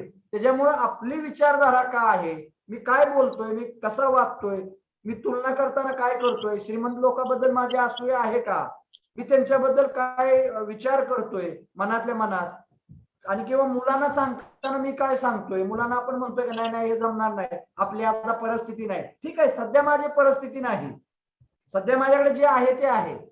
त्याला जर आपण विपुल आणि अमर्याद समजायला लागलो तर पाहिजे तेवढं आपण दरवाजे उघडं करतो आणि आपल्या आयुष्यात ते येऊ शकतं. असं तर मुक्त धन्यवाद ते पॉइंट आउट केल्याबद्दल. इंगळे साहेब आणि राजेंद्र तुम्हाला काय बोलायचं असेल, सांगायचं असेल, आणि नंतर राहुल गोरडे आणि बांदेकर आहेत. म्हणजे मी इथं थोडं क्रिएट करतो. नामा, तू जे सांगितलं की मानसिकता ह्या विषयावर आपण चर्चा करतोय. खरं तर पैसा म्हणजे आपण बघितलं असेल की आपलं जवळजवळ आयुष्य पैशासाठी जातं. म्हणजे मी करिअर करायचं, शाळा घ्यायचा, पैसे कमवण्याचं, जॉब करण्यासाठी किंवा बिझनेस करण्यासाठी किंवा यासाठीच करत राहतो. जॉब करून रिटायरमेंट झाल्यानंतरही पैसे कसे कमवता येईल हे बघत राहतो. म्हणजे कधी कधी असं वाटतं की जगतोय की नुसतंच पैसे कमवायचं जगतोय. म्हणजे इतकं बिंबलेलं असतं आपल्या लाईफमध्ये की पैसे पैसे पैसे पाहिजेत.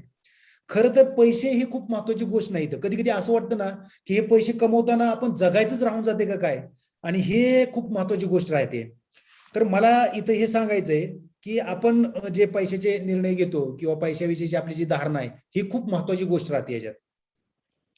म्हणजे याच्यात मला हे सांगायचंय की जवळ मानसिकतेवर विषय करतो. म्हणजे पैशाची मानसिकता काय, म्हणजे पैशाविषयी नाही ती चर्चा, आपली पैशाविषयीची वर्तनाची चर्चा म्हणजे पैशाची मानसिकता आहे. म्हणजे सायकोलॉजी ऑफ मनी मध्ये म्हणजे मनीची सायकोलॉजी नाही, आपली सायकोलॉजी मनी बरोबर काय आहे त्या संदर्भात आपण बोलतो. तसं आता ह्याच्यामध्ये काय होतं की काही लोक का निर्णय घेतात, म्हणजे काही जण कर्ज काढतात, काही जण नुसतीच बचत करतात, काही जण खर्च करतात, काही जण इन्व्हेस्टमेंट करतात, काही जण चुकीची करतात, काही जण फसले जातात, काही जण फसले जात नाहीत, आणि काही जण खूप श्रीमंत होतात. तरी असं का होतं, ह्याला काय कारण आहे, अशा काय काय गोष्टी घडतात की जेणेकरून त्या पद्धतीने ते लोक जात राहतात. तर ह्याच्यामध्ये असं राहतंय की पैसा जी गोष्ट आहे किंवा जे करणं गोष्ट आहे, म्हणजे फायनान्स हे फक्त 20% इंटेलिजन्सचा भाग राहतो, पण 80% हा त्याच्याबद्दल वागण्याचा भाग राहतो. आणि वागण्याचा भाग हे खूप महत्वाचा आहे. आता जे 4-5 शेअर केलं ना त्याच्यात मजेशीर भाग काय आहे की मी जे एक्झाम्पल सांगणार आहे त्याच्यात ते त्यांनी म्हणजे मी जे थीम सांगणार आहेत ते प्रत्येकाने सांगितली गेली आहे. म्हणजे आता पैशाची मानसशास्त्राचे 4 बेस आहेत बेसिकली. 4 बेसमध्ये म्हणजे काय, खर्च करणारा आणि बचत करणारा हा एक वर्ग असतो. दुसरा वर्ग असतो नर्स आणि फ्री स्पीड, म्हणजे ह्याला असं म्हणतात की बेफुगवा मोकळा हात करणारे, एकदम मोकळा हात किंवा एकदम आकडा हात धरणारे, हे दुसरा प्रकार झाला. आणि तिसरा प्रकार काय होतो की नुसती सेफ्टी, सिक्युरिटी पैसा पाहिजे, सिक्युरिटी नाही आपल्याकडे पैसा पाहिजे म्हणणारे.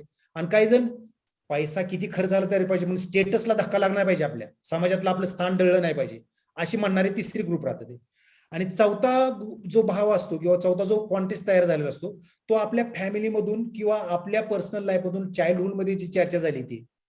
आता बघा, स्पेंडर आणि जो सेवर असतो किंवा जो बचत करणारा आणि खर्च करणारा असतो, बचत करणारा काय करतो की नुसतं बचत करतो, तो पैसे बचत करतो पण तो जगाचे चांगले चांगले अनुभव विसरून जातो. म्हणजे इतका बचत करायची त्याला सवय असते की चांगल्या गोष्टी तो लक्षच देत नाही आणि त्याचा अनुभव चांगलं मिळणं ते राहून जातं.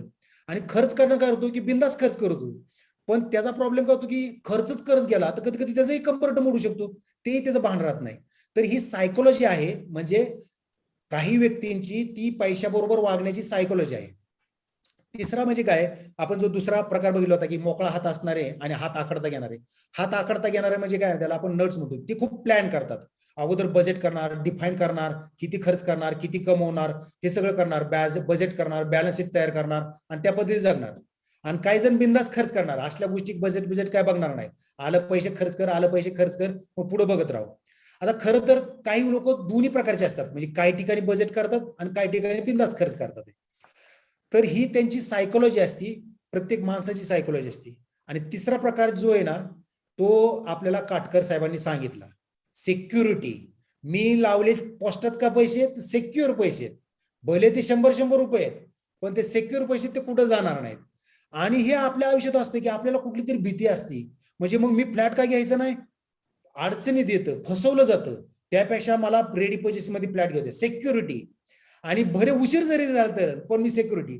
म्हणजे ह्याच्यावर काय झालं की जसं नामाने लगेच क्रिएट केलं की तुम्हाला लिमिटेशन घालून घेतली, आणि लिमिटेशन घालून घेतली नाही म्हणून तुम्ही कॅल्क्युलेटेड रिस्क घ्याय नाही, आणि कॅल्क्युलेटेड रिस्क नाही म्हणून तुम्हाला रिटर्न्स तेवढे नाहीत.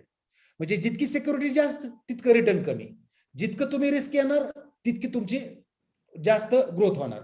म्हणजे जर समजा असं म्हटलं असतं की बोट जर बनवली आहे आणि जर समुद्रात सोडलीच नाही, ती समुद्रात जाण्यासाठी बोट आहे, पैसे हे खर्च करण्यासाठी आहेत, ते नुसतंच ठेवून काय करायचं. म्हणजे आता तुम्हाला सगळ्यांना माहिती आहे, डबकं जर झालं तर गढूळ पाण्याचं डबकं झालं तर त्याचा वास यायला लागतो, पण ते जर सोडलं तर नदीसारखं खळखळलं तर ते आनंदच वाटतं, आपल्याला प्लेझंट वाटतं, पण आपण ते बघत नाही. म्हणजे हे जो सिक्युरिटीच्या भानगडीत राहतो ना, आणि कुठेतरी भीती असती, मग शूज घेत नाहीत, कपडे घेत नाही, पण जमा करत राहतात. आणि जसं मग अशी म्हणलं की असा काय जमा करत राहतो की शेवटी ते काय करणार आहे हेच माहित होत नाही. तर ह्याही गोष्टी महत्वाच्या असतात. आणि दुसऱ्या लोकांना स्टेटस महत्वाची असते, भले कर्ज काढील काही करील पण मला ब्रँडेड कपडे पाहिजेत, ब्रँडेड गाडी पाहिजे, भारी घर पाहिजे, अशी पण म्हणणारी माणसं असतात, त्यांची ती सायकोलॉजी असते. आता ह्या गोष्टीत कधी कधी मला असं वाटतं, अरे मी त्या सिक्युरिटीवाला स्टेटसवाला आहे काय, मला जरा ब्रँडेड लागतं. पण आता जसं जसं मी पुढे जात राहिलो तसं तसं मी ब्रँडेड गोष्टी पण सोडायला लागलो. म्हणजे मला कोणाला प्रूव्ह करायची गरज नाही, मला कोणाला सांगायची गरज नाही की मी ब्रँडेड घेतलं म्हणजे मी भारी आहे. म्हणजे मला हे डिफाईन करत नाही बेसिकली की माझ्याकडे भारी गाडी आहे म्हणजे मी भारी आहे, हे डिफाईन करत नाही. म्हणजे तुम्हाला सगळ्याला माहिती असेल की सुधा मूर्ती सुती साड्या घालते, आणि सुधा मूर्ती किती श्रीमंत आहे तुम्हाला सगळ्याला माहिती. म्हणजे मला काय म्हणायचंय की सुधा मूर्तीकडे सिल्क साड्या असल्यावर सुधा मूर्ती होणार नाहीये, ती सुधा मूर्ती तशीच आहे. पण आपल्याला हे डिफाईन करता आलं पाहिजे की आपल्याला खरंच त्याच्यावरनं आपण डिफाईन होतोय का, की माझ्याकडे कुठली गाडी आहे, कुठली कपडे आहेत, आणि कुठली नोकरी किंवा कुठला ब्रँडेड वस्तू आहेत त्यानुसार मी डिफाईन होतो का, ते तसं नाही व्हायला पाहिजे.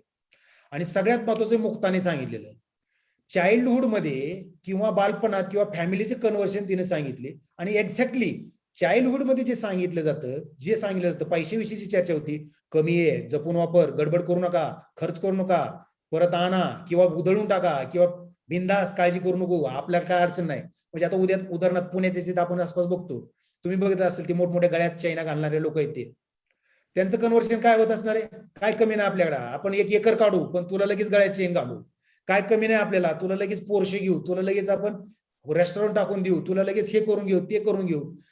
हे सगळं काय होतं तर त्याच्या घरात तसं कन्व्हर्शन आहे, घरात चर्चा आहे त्या पैशाविषयीची, आणि त्या पद्धतीने होतं. म्हणजे जर समजा आपण असं करीत धरा की आपल्या बायकोने जर एखाद्या मॉलमध्ये गेली आणि तिनं जर ऑर्गॅनिक अंडे घेतले की जे इतरपेक्षा 100-150 रुपये महाग आहेत, तर आपण जो विचार करतो अरे कसं शक्य आहे, आपण साधी पण अंडे खाऊ शकलो असतो.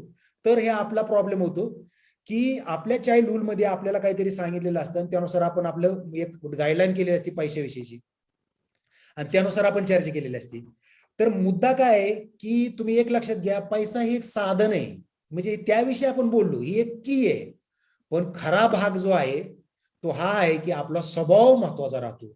जे नामाने सांगितलं की मानसशास्त्र तुमचं जे आहे ते ज्यावेळेस तुम्ही बघता त्यावेळेस तिथे होतं. म्हणजे जर तुम्ही दयाळू असताल, उदार असताल, तर निव्वळ पैशाच्याच बाबतीत तुम्ही असणार असं नाही, तुम्ही जगताना पण तसं दयाळू, उदार आणि आरामात असणार. जर तुम्ही अल्पसंतुष्टी किंवा जर तुम्ही स्वकेंद्रित असताल किंवा जर तुम्ही असभ्य असताल, पैशा बाबतीत असताल, तर वागताना पण तुम्ही तसंच असणार आहेत. हे इट्स सिम्पल कॅल्क्युलेशन आहे. म्हणजे जसं पैशा बाबतीत आपण राहतो तसंच इतर स्वभावाविषयी, इतर नात्याविषयी, इतर वर्तणुकीत आपण तेच रिफ्लेक्ट करत राहतो.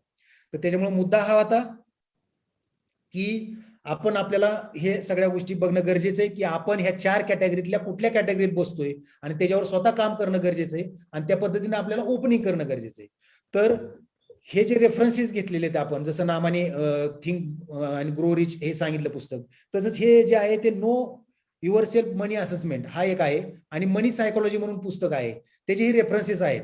म्हणजे जर तुम्हाला पैसा कमी पडतोय किंवा जर समजा तुमचा पैसा जास्त तुमच्याकडे आणि तुम्हाला लावता येत नाही, तर हे सगळे ह्या 4 गोष्टीला कारणीभूत आहेत. ह्याला तुम्ही आणखी त्या पद्धतीने एक्सप्लोर करू शकता आणि चर्चा करू शकता आणि त्या पद्धतीने तुमची कॅपॅसिटी बोला.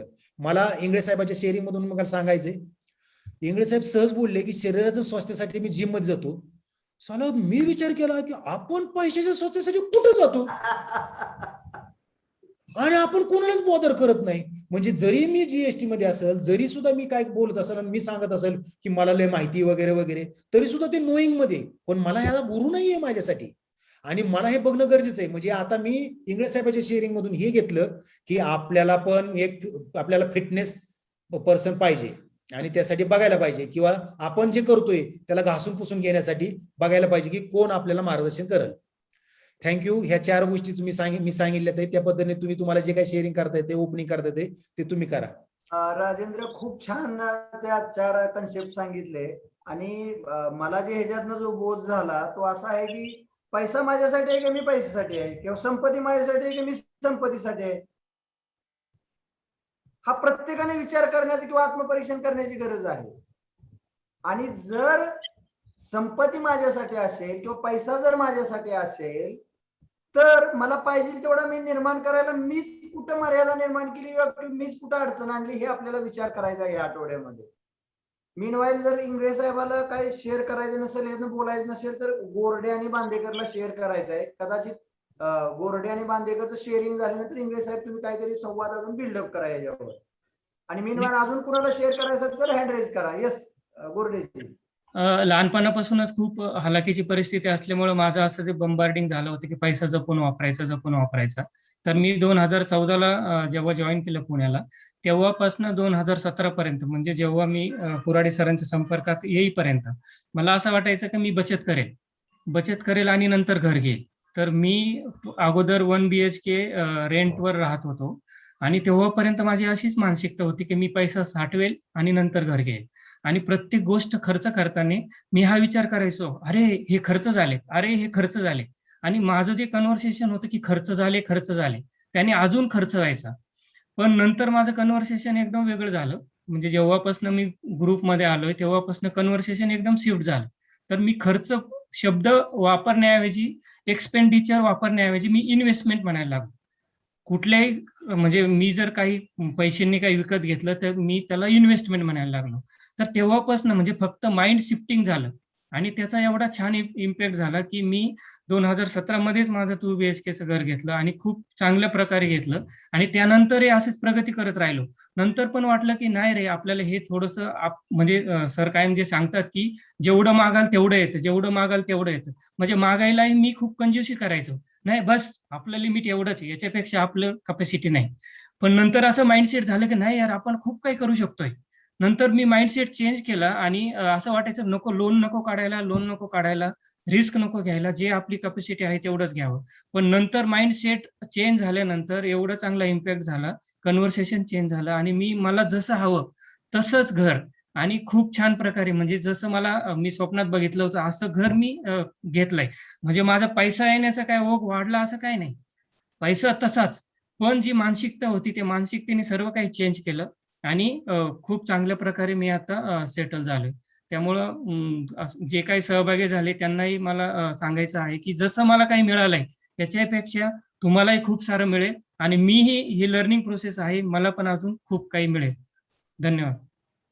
राहुल, खूप छान आयुष्यातला अनुभव सांगितला. माझा एक तुम्हाला अनुभव सांगतो. म्हणजे जसं राहुलनं सांगितलं तसं आपण इथं बरेच जण आहे जे लहानपणी खूप गरीब परिस्थितीतनं आपण इथंपर्यंत आलेलो असणार आहे.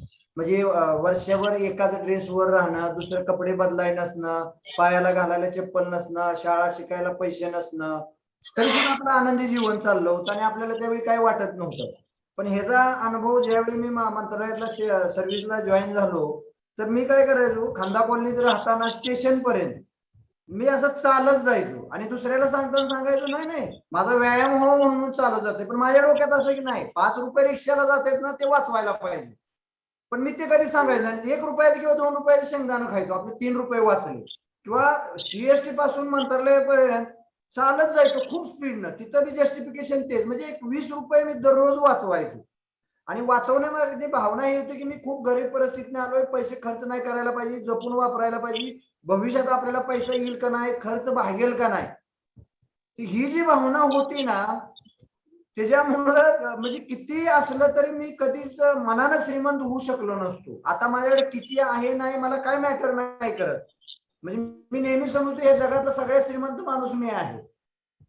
आणि त्याच्यानंतर मग लाईफ मध्ये आयुष्यात जे बी काय करायचंय, ज्यावेळी गरज पडती पाहिजे त्यावेळी मी म्हणलं तसं पाहिजे तिकडून असं केलं की पैसा येतो जातो. तो माझ्याच मालकीचा कशाला असायला पाहिजे? त्या पैशावर माझीच मालकी का असली पाहिजे? आणि हे खूप मॅटर करते. बरेच जण आता इथे सेशन मध्ये किंवा त्यांच्या घर परिस्थिती असेल की खूप गरिबीची असेल, खूप हालाकीची असेल, पण त्या परिस्थितीला सुद्धा माझी मानसिकता किंवा राजेंद्रने सांगितलेल्या थेअरीमध्ये मी कुठं बघतोय, मी काय विचार करतोय, म्हणजे स्वतःसाठी पहिली मला आठवतंय नोकरी लागल्यानंतर 10-12 वर्ष मी कधी ड्रेस सुद्धा नाही घेतला. घरच्यांना घेत म्हणून वाटायचं नको नको, आपल्याला काही नसतं, तर 2 ड्रेस भरपूर झाले. आता घ्यावे न घ्यावे वाईट चांगला हा विषय नाही, पण त्याच्या माझी मानसिकता काय होती, माझा भावना कुठली होती, म्हणजे मी गरीब आहे, मला हे परवडणार नाही. वडिलांनी खूप कर्ज काढलेलं होतं, खूप कर्जदार ज्यांचे घेतले पैसे मागायचे, व्याज मागायला यायचे, बँक जप्त करायला यायचे, ह्या सगळ्या अनुभवावरून मी स्वतःला कुठेतरी एक बांधून ठेवलेलं होतं. आणि मग आता कर्ज घ्यायला काय वाटत नाही, मित्राला मागायलाही वाटत नाही, पैसे खिशात असले तरी आनंद, नसले तरी आनंद. आणि ज्यावेळी आनंदानं किंवा आयुष्य सुंदर आहे, मजाच मजा, ह्या अनुभवातनं मी राहायला सुरुवात केली ना, त्याच्यानंतर मग असं वाटतं की हे विश्वातलं सगळं आहे ते माझंच आहे असं मानायला काहीच हरकत नाही. जेव्हा पाहिजे तेवढे मी घेतो, लागेल तेव्हा किंवा म्हणजे अशा पद्धतीने तिची निर्मिती होती आणि एक मानसिक शांतता खूप चांगल्या पद्धतीने येते. तर मला ज्यावेळी राजेंद्रने हे क्रिएट केलं, राहुल अनुभव क्रिएट केलं, त्यावेळी मला म्हणजे हे माझ्या आयुष्यातलं आठवलं की मी, आणि त्यावेळी आर्थिक परिस्थिती खूप हालाकीची होती किंवा काय होतं तरी मला अजिबात समाधान नव्हतं, पण मी दाखवायचो खूप वेगळ्या पद्धतीने. ठीक ठीक. येस, बांदेकर आणि सोनजे आणि राखी. नमस्कार. खऱ्या अर्थाने मी आर्थिक निरक्षर आहे, ती साक्षरता वगैरे मला कधी काय कळलीच नाही. आणि ज्यावेळी मी कमवायला लागलो त्यावेळी मी कधी स्वतःचा असा विचार नाही केला, पण माझा जनसेवेचाच हे होता. आणि जे काय असेल आपल्याला गरजेपुरतं वापरायचं आणि बाकीचं जगासाठी खर्च करायचं. नंतर अशी परिस्थिती आली की घरदार पण विकायची वेळ आली, त्यावेळी पण मी विकून टाकलं, काही विचार नाही केला किंवा मला काही टेन्शन आलं नाही. आणि त्याच्यानंतर एक दिवस बांदेकर, एक मिनिट, तुम्ही हे शेअर करायच्या अगोदर बांदेकर विषयी बॅकग्राऊंड सांगतो. हा माणूस असा होता, घरदार पगार कर्ज काढून ज्याला मागल त्याला पैसे देत होता, म्हणजे बेफिकीरवरती किंवा आपण म्हणतो ना बेवकूफ किंवा काही घेणं देणं नव्हतं संसाराचं. त्यामुळे काय होतं, बांदेकर हे सगळे करत होते, त्यांना काय वाटत नव्हतं, परंतु त्यांच्या घरच्यांची जी भावना होती, असुरक्षिततेची भावना होती, त्यांना वाटत होतं की हा माणूस आम्हाला रस्त्यावर आणेल, आम्हाला जगायला काही ठेवणार नाही. त्यामुळे येणारा फ्लो आणि जाणाऱ्या पैशाने घरात एक वेगळं वातावरण निर्मिती होती. आता बांदेकर सांगा. हा, पण आता अशी परिस्थिती आहे की राहायला पण घर नव्हतं, भाड्यानं राहिलो 5-6 वर्ष. आणि नंतर आता अशी परिस्थिती झालेली आहे की त्या परिस्थितीमध्ये मी एक 3 BHK घर, ते पण माझ्याकडे 1,000 रुपये पण नसताना डिक्लेअर केलं होतं. 80 लाखाची प्रॉपर्टी घेतली मी 3 वर्षात, आणि ती पण भोसले साहेबांनी मला सहकार्य केलं. आणि त्यांना मी शब्द दिला होता की 1 वर्षात मी हे पैसे देईन आणि ही जागा घेईन. ते काय जमलं नाही, पण 3 वर्षात मी ते कम्प्लीट केलं. तर मला सांगायचं एवढं आहे की जरी आपण जर जगाचा विचार करतोय तर आपला विचार करायची गरज नाही आहे. हे विश्व आपला विचार करतो. आणि आज हे जे सगळं सेशन्स आहे, सगळं मी ऐकतोय, जाणतोय, तर आजची माझी ही भावना आहे की हा विश्वाचा मालक मी आहे. मला काहीही त्याच्यात पैसा येऊ दे जाऊ दे, काहीही फरक पडत नाहीये. पण एक की ह्या विश्वामध्ये एक दरी निर्माण झाली आहे. ज्याच्याकडे आर्थिक हे आहे तो खूपच श्रीमंत होत आहे, आणि काही लोक असे आहेत की त्यांचं 2 वेळचं अन्न पण त्यांना 1 वेळचं मिळणं कठीण आहे. तर ही दरी कुठेतरी हे कमी व्हायला पाहिजे, आणि ती कमी करायचा माझा उद्देश आहे. ह्याच्यामध्ये असे प्रोग्राम होईल. थांबा 1 मिनिट. तुम्ही जे दरी म्हणताय ना, गरीब आणि श्रीमंत, ते प्रत्येक जण आपल्या आपल्या आयुष्याला जबाबदार आहे. तुम्हाला वाटती ती दरी आहे म्हणून गरीब लोक गरीब आहेत आणि श्रीमंत लोक श्रीमंत आहेत. आणि तुम्ही त्यांच्यासाठी काय करू शकत नाही जोपर्यंत ती त्यांची मानसिकता विचारधारा बदलत नाहीत आणि कृतीमध्ये येत नाहीत म्हणून. आणि तुम्ही त्यांना गरीब समजताय म्हणून ते गरीब आहे. मी म्हणलं ताईला सांगते की एखाद्या म्यूट करा, कोणाचा तरी आवाज येतोय. तर ती मानसिकता आपण बदलणं खूप गरजेचं आहे. हा सर, मला तेच म्हणायचं आहे की ह्याच्यासाठी असे उपक्रम राबवून आपण स्पेशली त्याच्यावर विचार व्हायला आपण पाहिजे. त्यांना गरीब समजून नाही, त्यांच्या मानसिकतेचा त्यांच्या आयुष्यावर काय परिणाम होतोय आणि स्वतःने जो पिंजरा किंवा तुरुंग निर्माण विचाराचा केलाय किंवा आर्थिक बाबतीत केलाय त्याच्यातनं कसं बाहेर आलं पाहिजे ह्या दृष्टिकोनातून त्यांच्याकडे बघितलं पाहिजे. ते गरीब नाही, ते बेचारे नाही, त्यांना कुणाच्या मदतीची गरज नाही, परंतु आयुष्याच्या प्रवासामध्ये ते कुठेतरी धडपडतायत, अडखळतायत. त्यांना कुठेतरी एक गाईड किंवा चॅनलाइज करणं किंवा मार्गदर्शन करणं हा या प्लॅटफॉर्मचा उद्देश आहे. ह्या व्यासपीठ ह्या जगातल्या कुणालाही श्रीमंत समजत नाही, कुणालाही गरीब समजत नाही. ह्या जगात जे आहे ते सर्व श्रीमंत, संपन्न, शांती, समाधान, आनंदानं असणारी सगळी लोक आहेत. परंतु त्यांचा प्रवासातली जी वाट आहे ती वाट दाखवणं किंवा आपल्यामुळं आपल्यावर विचारामुळे काय परिणाम होतो हे बघणं, आणि म्हणूनच हे व्यक्त होण्याचं मुक्त विद्यापीठ आहे. म्हणूनच तुमच्याकडे काय आहे नाही, तुम्ही कुठल्या जाती धर्माचं, कुठल्या देशा प्रांताचा हे फरक पडत नाही. माणूस हाच म्हणजे धर्म, माणुसकी हीच संस्कृती आणि पंचतत्व हेच आपला भगवान किंवा शरीर हे भगवान. आणि आपल्याला भगवान हा पैसा किंवा संपत्ती वाटतो आणि त्याला आपण खूप मोठं समजतो आणि आपण स्वतःला लहान समजतो, म्हणून तो आपल्यापासून लांब चाललाय आणि त्यावर आपल्याला काम करायचं आहे. त्यामुळे तुम्ही जो सांगितला तो विचार खूप चांगला आहे, पण त्याच्या मागचा जो तुमचा रेफरन्स पॉइंट आहे, संदर्भ आहे, त्यामुळे तुमच्या आयुष्यामध्ये खूप मर्यादा येतात आणि गरीब लोक आहेत ते गरीब आहेत या जगात. आणि त्यामुळे ही वैचारिक जी प्रगल्भता आहे ती आपल्या विचारामध्ये, मानसिकतेमध्ये, दृष्टिकोनामध्ये किंवा आपल्या संवादामध्ये, शब्दामध्ये आणणं खूप गरजेचं आहे. आणि दुसऱ्या अर्थानं असं व्यक्त बांदेकर जे काय बोलते पण मी ते कसं आकलन करतोय हे माझ्यावर अवलंबून आहे. पण ती प्रगल्भता अजून लोकांकडे आली नाहीये. म्हणून आपण संवाद साधताना शब्द खूप विचारपूर्वक बोलणं, वापरणं, कारण त्या शब्दांनाच आपल्या आयुष्याचं जाळं विणलेलं आहे. आपल्या आयुष्यामध्ये जे आहे नाही, नाते संबंधामध्ये जे आहे नाही, आपल्या शारीरिक आरोग्यामध्ये जे इंग्रजांमध्ये आहे नाही, हे सगळं आपलं शाब्दिक संवादाचा जो जाळं आहे विणलेला आहे त्याचा परिणाम आहे तो. आणि हेच आपल्याला सर्वांना स्वतःचं जे जाळं आहे, जे विणलंय, तुरुंग निर्माण केलाय, पिंजरा निर्माण केलाय, तो आपल्याला प्रत्येकानं आपल्या आयुष्यामध्ये तो बघायचा आहे. संवादातनं एवढंच दिसतंय की पैसा खूप महत्वाचा आहे, पैसा आला की लोक मान सन्मान देतात, मला समाजात आदर मिळतो, ही विचारधारा आहे. आणि तुमच्या जी प्रगती झाली ते तुमचे जे विचार आहे किंवा मानसिकता आहे त्याबद्दल तुम्ही विचार करा आणि त्या अनुभवातनं तुम्ही कसे पुढे आले हे सांगा तुम्ही. आणि लोक काय म्हणतात किंवा तुमच्या कृतीमधनं लोकाला काय दिसतं, तुम्ही कसं वागता, कसं बोलता, तुमची कृती काय आहे, तुम्ही किती यशस्वी आहे, तुमची मानसिकता काय आहे, आणि कृतीशील आयुष्य जगत असाल तर मग लोकांचं जे तुमच्याबद्दलचं ऐकणं आहे किंवा लोकांना जे वाटतंय हे तुमच्या कृतीमधनं ठरतं. त्यामुळे लोकांनी तुमच्याबद्दल काय बोलवावं हे लोक ठरवू शकत नाही. आणि जरी लोक बोलली त्याबद्दल तरी तुम्हाला त्याला कसं ऐकायचं हे तुमच्यावर अवलंबून आहे. आणि हे गोष्ट तुम्हाला दिसणं खूप महत्वाचं आहे. म्हणजे अस्मिता, तुम्ही पुन्हा आवाज येतोय, कोणतरी अनम्यूट आहे, त्याने म्यूट करा ना please. Yes Abhijit, thank you very much. Sambhaji, तुम्हाला काय बोलायचं आहे? थोडक्यात तुमच्या आयुष्याच्या अनुभवामधनं शेअर करा. सर्वांना नमस्कार. जसं बांदेकर सरांनी सांगितलं ना की मी लोकांना पैसे देऊन स्वतःची घर वगैरे प्रॉपर्टी, ज्यावेळेस मी सुरुवातीला 2001 ला ढाबा चालू केला त्यावेळेस सुद्धा अशाच पद्धतीने मी लोकांना पैसे देत गेलो आणि त्याच्यामध्ये स्वतःचं घर सुद्धा गहाण ठेवलं, जमीन गहाण ठेवली. आणि ब्रह्मचैतन्य महाराजांच्या कृपेने मी आज ह्या सेशनला बसलोय. ते त्याच्या पाठीमागचं तेच कारण होतं की बाबा तू अशा मार्गाने गेलास तर तुला असा मार्ग मिळेल. म्हणून या सेशन मध्ये मला हे सगळं ऐकण्याचं, शिकण्याचं भाग्य मिळालं. त्याबद्दल तुमच्या सर्वांचे आभार मानणे.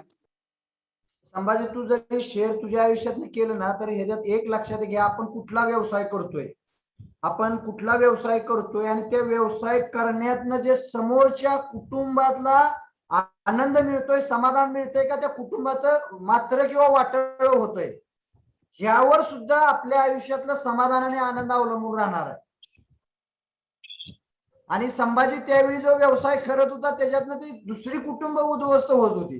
त्याच्याकडे आलेला पैसा असाच कोणतरी घेत होतं आणि बुडवत होतं, पण त्याच्या घरी ते समाधान नव्हतं एवढं सगळं असूनही. ते बरोबर आहे. त्याच्यामुळं आपण कुठला व्यवसाय निवडतोय आणि त्या व्यवसायामधनं ह्या समाजाचं हित होणार आहे, कल्याण होणार आहे, लोकांचं काय होणार आहे, हे सुद्धा तेवढंच महत्वाचं आहे. आपण समाजाचं, शेजार पाजाऱ्याचं, मित्राचं, घरच्यांचं वाटळ करून त्यांच्याबद्दल वाईट भावना ठेवून त्यांना तुच्छ समजून आपण पुढे जाऊ शकत नाही. पुढच्या काही सेशन मध्ये इंगळे साहेबांनी राजेंद्र तर क्रिएट करणार आहे ते. म्हणजे मीन व्हाईल मला वाटतंय इंगळे साहेब तुम्हाला काय बोलायचं आहे का याबद्दल 1-2 मिनिटं भाषण. आता बघा शेअरिंगला डॉक्टर मिताली देवरे आहेत, राखी आणि संजय साहेब तुम्ही कोर टीम मधलं आहे, तुम्हाला जसं योग्य वेळ मिळेल तसं संधी देता येईल. डॉक्टर मिताली देवरे शेअरिंग नंतर इंगळे साहेब तुम्ही काहीतरी निर्माण करा. हॅलो, नमस्कार. मी फक्त एकच अनुभव सांगेल की आता तुम्ही मेन्शन केले की रिस्क घ्यायला पाहिजे, तर माझे मिस्टर डॉक्टर मिलिंद देवरे यांच्या बाबतीत मी बोलू इच्छिते. 2 अनुभव आहेत. जेव्हा ते कॉलेजमध्ये होते त्यावेळेला मला वाटतं फार्मॅकमध्ये MBSc करताना ते जॉन्सन अँड जॉन्सनच्या मुलुंडच्या ऑफिसवरनं त्यांची बस गेली आणि it just thought is a very nice, आणि मला कधीतरी इथे चान्स मिळाला तर मी इथे काम करेन, माझी खूप इच्छा आहे, एवढंच ते बोललेले. आय डोंट नो, ते नेहमी मला म्हणतात. आणि त्याच वेळेला असेल ती इच्छा त्यांची प्रकट झाली, तथास्तु झालं आणि ती पूर्ण झाली. नंतर मीनवाईल त्यांनी रिस्क अशी घेतली, कॉलेजमध्ये ते शिकवत होते आणि प्राध्यापक होते तिथे, आणि गव्हर्नमेंट जॉब, सेक्युअर जॉब होता, आणि त्यांना प्रायव्हेटमध्ये विचारलं आणि मग रिस्क वाटत होती. सगळे घरचे म्हणायला लागले की नको, गव्हर्नमेंटचा जॉब सोडू नको, पण जिथे आपण रिस्क घेतो आपल्याला आवड हवी आणि हाय थिंकिंग हवं, त्यांनी ती घेतली आणि I think he has successfully done all that. Now he is in the Johnson and Johnson on the higher post. So कुठेतरी आपली वास्तू तथास्तू म्हणत असते, think positive, have a good, म्हणजे काय, सगळ्यांबद्दल चांगले विचार पाहिजेत, आपण स्वतः चांगलं वागलं पाहिजे की सगळं चांगलं. तुम्ही तुमच्याबद्दल थोडं सांगा. मिलिंद बद्दल आम्हाला कळलं, पण तुमच्या विचारामुळे तुमच्या आयुष्यात काय घडलं, तुम्ही ह्या मिलिंदला तुम्ही कशी साथ दिली, तुमचे विचार काय होते आणि त्याचा काय परिणाम झाला हे तुम्ही सांगणं महत्वाचं आहे. मिलिंद, मी रिस्क घेतली त्यावेळेला प्रश्न माझा होता, जेव्हा सरांनी विचार केला की त्यांना ऍक्च्युली नुसतं PhD साठी जायचं होतं ना, तरी सुद्धा ते रिस्क घेत नव्हते, कारण ते त्यांना पंजाबला जायचं होतं. मीनवाईल मी आणि माझी मुलगी खूप छोटी होती त्यावेळेला, 3-4 वर्षाची होती, आणि सासूबाई, आम्ही 3 जण होतो, आणि माझा फील्ड जॉब होता आणि ट्रान्सफरेबल जॉब होता, LDO म्हणून मी होते. सो आणि आमचा प्रायव्हेट दवाखाना पण आम्ही संध्याकाळच्या वेळेला चालवत होतो. तर सगळी ती जबाबदारी टाकून जायचं आणि मी किती पेलेल, त्यामुळे सर थोडेसे बॅकफूट होते, आणि त्यावेळेला मी रिस्क घेतली आणि मी सांगितले की आय विल हँडल एव्हरीथिंग, आणि तुम्ही मात्र तुमची PhD करा. आणि त्यांची PhD झाल्यानंतर एव्हरीथिंग वॉज चेंज. हे खूप महत्वाचे आहे की तुम्ही सांगितलं की जा तुम्ही, मी आहे. मी पार्टनरशिप नवरा बायको मध्ये निर्माण व्हायला पाहिजे, ही खूप मोठी गोष्ट आहे. आणि ह्याच्यापेक्षा डॉक्टरने जो धोका घेतला ना किंवा रिस्क घेतली, ती तुमच्या बरोबर लग्न करून सगळ्यात मोठी रिस्क घेतली त्यांनी. कारण रिस्क घेणारा माणूस त्यांच्या आयुष्यात आलं. Okay, thank you. आणि हे रिस्क घेणं, आणि बऱ्याच वेळा रिस्क घेऊन तुम्हाला अपयश येऊ शकतं, पण त्यानं खचून न जाता परत दुसरी रिस्क घेत राहिलं पाहिजे. तुम्हाला धोका किंवा रिस्क घेऊन तुम्ही जर तिथं थांबला आणि ते विचाराने थांबवलं, पुढे आयुष्यात काय केलं नाही, नको बाबा आपण जपून राहिलेलं बरं, तर ते सुद्धा तेवढंच हे आहे. रिस्क घेणं, अपयश येणं, अपयशाला न नाउमेद होता त्याच्यावरून पुढे जाणं आणि कृतीमध्ये येणं, आणि मग तुमचा जो फ्लो आहे, हा प्रवाह आहे जो पैशाचा किंवा संपत्तीचा, तो चालू राहतो म्हणजे असं. आणि म्हणून मी तुम्हाला मिलिंद बद्दल तुम्ही सांगितलं, पण तुमच्याबद्दल सांगत नव्हतं. माणूस माझ्या स्वतःच्या आयुष्यात शेअर करायच्या ऐवजी दुसरं सगळं बोलतो, आणि स्वप्रशंसा किंवा स्वतःबद्दलचा विचार हे आपल्याला व्यासपीठावर बघायचं आहे. स्वतःच्या विचाराचं जाळं बघायचं आणि त्याच्यात काय माझ्या आयुष्यात परिणाम झाला हे आपल्याला बघायचं आहे. Okay, yes. नमस्ते सर, मी पहिल्यांदाच सेशन मध्ये बोलतेय. काही चुकलं तर आधीच सॉरी म्हणते. पण मी मुक्ता मॅडमनी सांगितलं तसं माझा 2 अनुभव मला शेअर करायचे आहेत. एक अनुभव की कधी नाही म्हणायचं नाही, माझ्याकडे नाही असं नाही. कारण मी जेव्हा पुण्यात अभ्यासासाठी आलेले होते एमपीएससीच्या क्लासमध्ये शिकवून मी माझा खर्च भागवत होते आणि एक दिवस असं झालं की क्लासचा पूर्ण महिन्याचा पगार मला मिळाला. मी बसने येत होते आणि ती पर्सच माझी पूर्ण चोरीला गेली की मला मेसला द्यायलाही पैसे नव्हते. पण मी नाही म्हटलं, माझ्याकडे नाहीत असं नाही मी म्हणत, कोणाचे तरी मी देणं असेल आणि ते चोरीला गेलं म्हणून मी फक्त पोलीस कंप्लेंट केली आणि विषय सोडला तिथे. त्याच्यानंतर मेसच्या काकूंना सांगितलं की मी 2 दिवसानंतर तुम्हाला पैसे देते आणि त्या दिवशी मला असा अनुभव आला की संध्याकाळी माझ्या एका मैत्रिणीने मला पैसे आणून दिले की अर्चना तुम्हाला हे दिले होतेच पैसे 3-4 महिन्यापूर्वी आणि विसरून गेलीस तू. आणि तो महिना माझा म्हणजे तेवढ्या पैशांमध्ये आरामात भागला. त्यामुळे कधीही नाही म्हणायचं नाही, हा अनुभव पहिला मला तिथं आला. आणि दुसरा एक अनुभव शेअर करायचा आहे की आमच्या लग्नानंतर आम्ही दोघंही स्वतंत्र खर्च करायचो की जे काही असेल घरी वगैरे दोघंही खर्च करायचो. आणि त्याचा परिणाम असा झाला की पहिले 3 महिने दोघांचेही सगळे पगार खर्च व्हायचा. म्हणजे राहतोय किती दोघंच, पण खर्च किती होतोय 70-80 हजार रुपये. मग त्यानंतर आम्ही 4थ्या महिन्यात ही सुरुवात केली की जो काही खर्च होईल, इव्हन 1 रुपयाचं जरी काही केलं खरेदी तरी आम्ही ते लिहून ठेवायला सुरुवात केली. त्याचा परिणाम असा की लग्नानंतर 6 वर्षांनी आम्ही घर घेतलं तर सगळं डाऊन पेमेंट आमच्या बचतीतून झालेलं होतं. म्हणजे ते लिहून ठेवण्यामुळे अनावश्यक खर्च आमचा खूप वाचलेला होता. मला असं वाटतं की म्हणजे ते पण एक गेन असं वाटलं मला ते, म्हणून मला ते शेअर करावं असं वाटतं. अर्चना तुम्ही खूप छान सांगितलं आणि यामध्ये ज्या अर्चनाने एक मुद्दा सांगितलाय की तुम्ही सामूहिक नियोजन, कुटुंब म्हणून आपल्या कुटुंबाचं आर्थिक व्यवस्थापन करा आणि विचार करा. तसं नियोजन केलं तर पुढे जायला अजून एक ताकद मिळते. एकट्यानं सर्व करणं आणि कुटुंबाला मिळून करणं म्हणजे एक पार्टनरशिप क्रिएट करणं, त्यामध्ये खूप मोठा फरक होतो आणि त्या अर्चनाच्या शेअरिंग मधनं आपल्याला दिसून येत आहे. संजय साहेब. Thank you sir, thank you very much. नमस्कार. आत्ताच्या सगळ्यांच्या शेअरिंग मधून आणि मुख्यत्वे करून इंगळे साहेब आणि कुऱ्हाडे साहेब यांनी जे काही विवेचन केलं त्याच्यातनं माझ्या असं लक्षात आलं की मी आजपर्यंतचा माझा जो काही आर्थिक स्वास्थ्याचा जो प्रवास आहे तो मी ज्या पद्धतीने चालवला तो खरोखरच चुकीचा नाही म्हणणार मी, परंतु जशी आपली तब्येत बिघडते, आपल्याला ताप येतो, काही आजार आला, आपण त्याच वेळी डॉक्टरांकडे जातो आणि अशा डॉक्टरांकडे जातो की आपल्याला माहिती असतं की या आजारावरती या डॉक्टरांकडे गेलं पाहिजे. योग्य वेळी योग्य मार्गदर्शक किंवा योग्य डॉक्टर निवडले तब्येत आपली चांगली राहते. त्या पद्धतीने मी आर्थिक नियोजनाच्या बाबतीत फार काही चुकलो नाही, परंतु ही सगळ्यात मोठी चूक अशी झालेली आहे की योग्य वेळी योग्य डॉक्टरांकडे गेलो नाही. त्याच्यामुळे गाडी चालत राहिली, परंतु त्याच्यापेक्षा ती अजून चांगल्या प्रकारे चालत राहिली असती. आणि या आता शेअरिंगमधून मुख्यत्वे करून कुऱ्हाडे साहेबांच्या याच्यातून मला जे काही 4 मुद्दे जे समजले ते 4 वा काढले मी त्याच्यातून. 4 वा काय त्याच्यात त्यांच्या याच्यातून सांगतो आणि मी ते माझ्या आयुष्यात माझे कसे कुठे आहे मी सांगतो. तेवढं माझा शेअरिंगचा भाग असेल.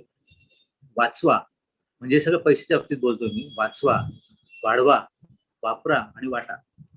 आता पैसे जे माणूस कमवतो, जे मी कमवले ते कमवले म्हणजे मी कधी मल्टी सोर्सिंग केलं नाही. एक पगार मिळतोय, चला आपलं मल्टी सोर्सिंग किंवा काही उद्योग केला, काही इंडस्ट्रीचा विचार केला, काही शेती असेल तर शेतीत लक्ष घातलं किंवा काही व्यापार किंवा काही उद्योग दुसरा नाही.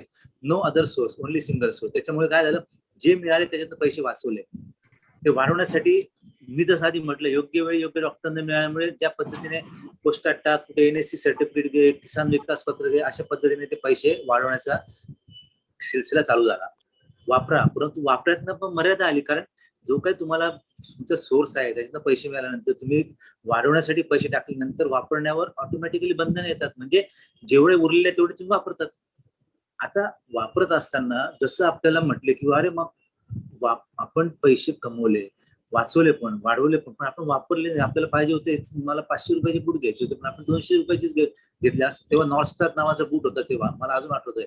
त्यावेळेला नॉर्थ स्टार हा बुटाचा ब्रँड अतिशय होता आणि माझी इच्छा असायची की तो बूट मला घ्यायचा. परंतु मुद्दा असा आहे की आपण हे सगळं जे करत असताना काही गोष्टी राहून जातात. तर सगळ्यात महत्वाचा मुद्दा असा आहे की योग्य वेळी योग्य डॉक्टर, योग्य दिशादर्शन झालं तर कुठेही वाटा चुकत नाही की ज्या माझ्या चुकल्या म्हटलं तरी वावगं ठरणार नाही. परंतु माझ्या एक लक्षात आलं की माझ्या सगळं याच्यामध्ये आज ज्या परिस्थितीत आहे त्याच्यात मी काही दुःखी आहे, असमाधानी आहे, सुखी नाहीये, आर्थिकदृष्ट्या मी काही सक्षम नाही असं अजिबात नाहीये. परंतु एक सेंटर धरून आपण जर 1 मीटर व्यासाचं जर आपण सर्कल काढलं आणि ती एक आर्थिक समजली की 1 मीटरवरती एक आर्थिक लेवल आहे, 2 मीटरवरती दुसरी आर्थिक लेवल आहे, 3 मीटरवरती आर्थिक लेवल, म्हणजे ह्या जसं डायमीटर वाढत जातोय, व्यास वाढत जातोय, तसं आर्थिक त्याची गुंतवणूक वाढत जाते. तर मी 1 मीटरवरती आज आहे. तर मला असं वाटतंय की मी ह्या चुका नसत्या केल्या. ह्या 4 वा करत असताना मी जर काही योग्य मार्गदर्शक योग्य वेळ निवडला असता तर कदाचित मी आज पुढच्या डायमीटरवर असतो. म्हणजे मी सुखी समाधानी पण असतो आणि मी आज पाहिजे तशा ब्रँडेड म्हणा किंवा जे काही स्वप्न असतात ती स्वप्न इच्छेप्रमाणे, फॅमिलीच्या इच्छेप्रमाणे मी पूर्ण करू शकलो असतो. याची जी खंत आहे ती खंत आता मला याच्यातून दूर करण्याची एक मला इथून एनर्जी मिळालेली आहे आणि त्याचा मी पुरेपूर वापर करून मी हे अभिवाचन करतो की मी या सगळ्यातून निश्चितपणे ते करू शकेन. धन्यवाद. संजय साहेब, तुम्ही खूप छान शेअर केलं, अभ्यास केला, स्वतःसाठी शोध घेतला आणि कुठं कुठं मिसिंग होतं ते बी बघितलं आणि आता पुढे काय करायचं त्याचाही शोध घेतला. आणि आपण जे आता व्यक्त होण्याचं मुक्त विद्यापीठ आहे किंवा मनमुक्त फाउंडेशन आहे किंवा लाईफ इज ब्युटिफुल माझं हे व्यासपीठ आहे, त्याच्यातनं आपण आयुष्याचं कोचिंग असेल, फायनान्स कोचिंग असेल, वेल्थ मॅनेजमेंट असेल, हेल्थ मॅनेजमेंट असेल, लाईफ एज्युकेशन असतील, काउन्सिलिंग असतील, हे सगळे आपण पूर्ण व्यासपीठच उपलब्ध करतोय म्हणजे. आणि हे एका जागेवरून हळूहळू वेगवेगळ्या देशात आणि जगभर, आणि हे आपल्याला प्रत्येकाला संधी आहे की बाबा आपण फॅमिली कोचिंगचा विचारच करत नाही, लाईफ कोचिंगचा विचार करत नाही. प्रत्येक ठिकाणी आपलं कोण नाही कोणतरी गुरुकुल जसे व्यवस्था पूर्वी होते आता नाही आहे आपण, आणि स्वतःच्या कोशामध्ये अडकून आपलं पण नुकसान करून घ्यायला लागले. तर ह्या व्यासपीठाच्या माध्यमातून, कोर टीमच्या माध्यमातून आपण म्हणजे हे सर्व व्यासपीठ उपलब्ध करणार आहे. म्हणजे स्ट्रेस मॅनेजमेंट असेल, संवाद कौशल्य असेल, करिअर काउन्सिलिंग असेल, प्री मॅरेज काउन्सिलिंग असेल, पोस्ट मॅरेज काउन्सिलिंग असेल, पूर्ण फॅमिलीचं कोचिंग असेल, लाईफ कोचिंग असेल, हे वेगवेगळे आयुष्याचे पैलू आणि हे स्ट्रक्चर आपण जे लोकांसाठी गरजेचं आहे. पहिले डॉक्टर होते, शिक्षक होते किंवा आपले जे आजूबाजूचे आलोतीदार बोललो तर ही व्यवस्था होती, त्याच्यात या सगळ्या गोष्टी होत होत्या किंवा एकत्र कुटुंब पद्धतीने हे होत होत्या. तर हे ऐकण्याचं व्यासपीठ ह्याच्या माध्यमातून आपण पुढे सर्व करून घेऊन जाणार आहे. तर संजय साहेब, तुम्ही जे मुद्दे पुढे आणले त्याच्यामुळं हे जे विद्यापीठ आहे म्हणजे आयुष्याचं विद्यापीठ आहे. म्हणजे व्यक्त व्हा, रिक्त व्हा, मुक्त व्हा. आपल्याला मुक्त व्हायसाठी हिमालयामध्ये जायची गरज नाही, आपल्याला संसार सोडायची गरज नाही, नोकरी सोडायची गरज नाही, व्यवसाय सोडायची गरज नाही, कुटुंब आहे किंवा आहे ते काही सोडायचं नाही. परंतु त्या सर्व करत असताना आपण कसं मुक्त राहू शकतो हा जो मार्ग आहे, आणि ज्यावेळी आपण मुक्त राहू शकतो ते आयुष्यात पाहिजे ते आपण क्रिएट करू शकतो, काही निर्माण करू शकतो. तर ह्या गोष्टी या प्रवासामध्ये आपल्याला शोध घ्यायचा आहे, सगळ्याला म्हणून शोधायचा आहे. तर तुमचे धन्यवाद. इंगळे साहेब, आता कुणाचाही हात वर नाही, आपण जो काही संवाद निर्माण करायचा आहे आपल्याला अजून भरपूर वेळ आहे.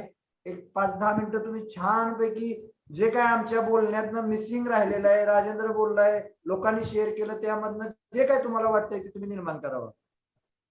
धन्यवाद नामा. आणि सगळ्यांनी खूप चांगलं त्यांच्या लाईफ मधून शेअर केलेलं आहे. पण या सर्व शेअरिंगच्या ह्याच्यामधून परत मी गुंफतो त्याचं समरी काढायचं किंवा एका माळेमध्ये जर त्याला विणायचं जर असेल ना, शेवटी चर्चा येते आर्थिक स्वास्थ्यावर.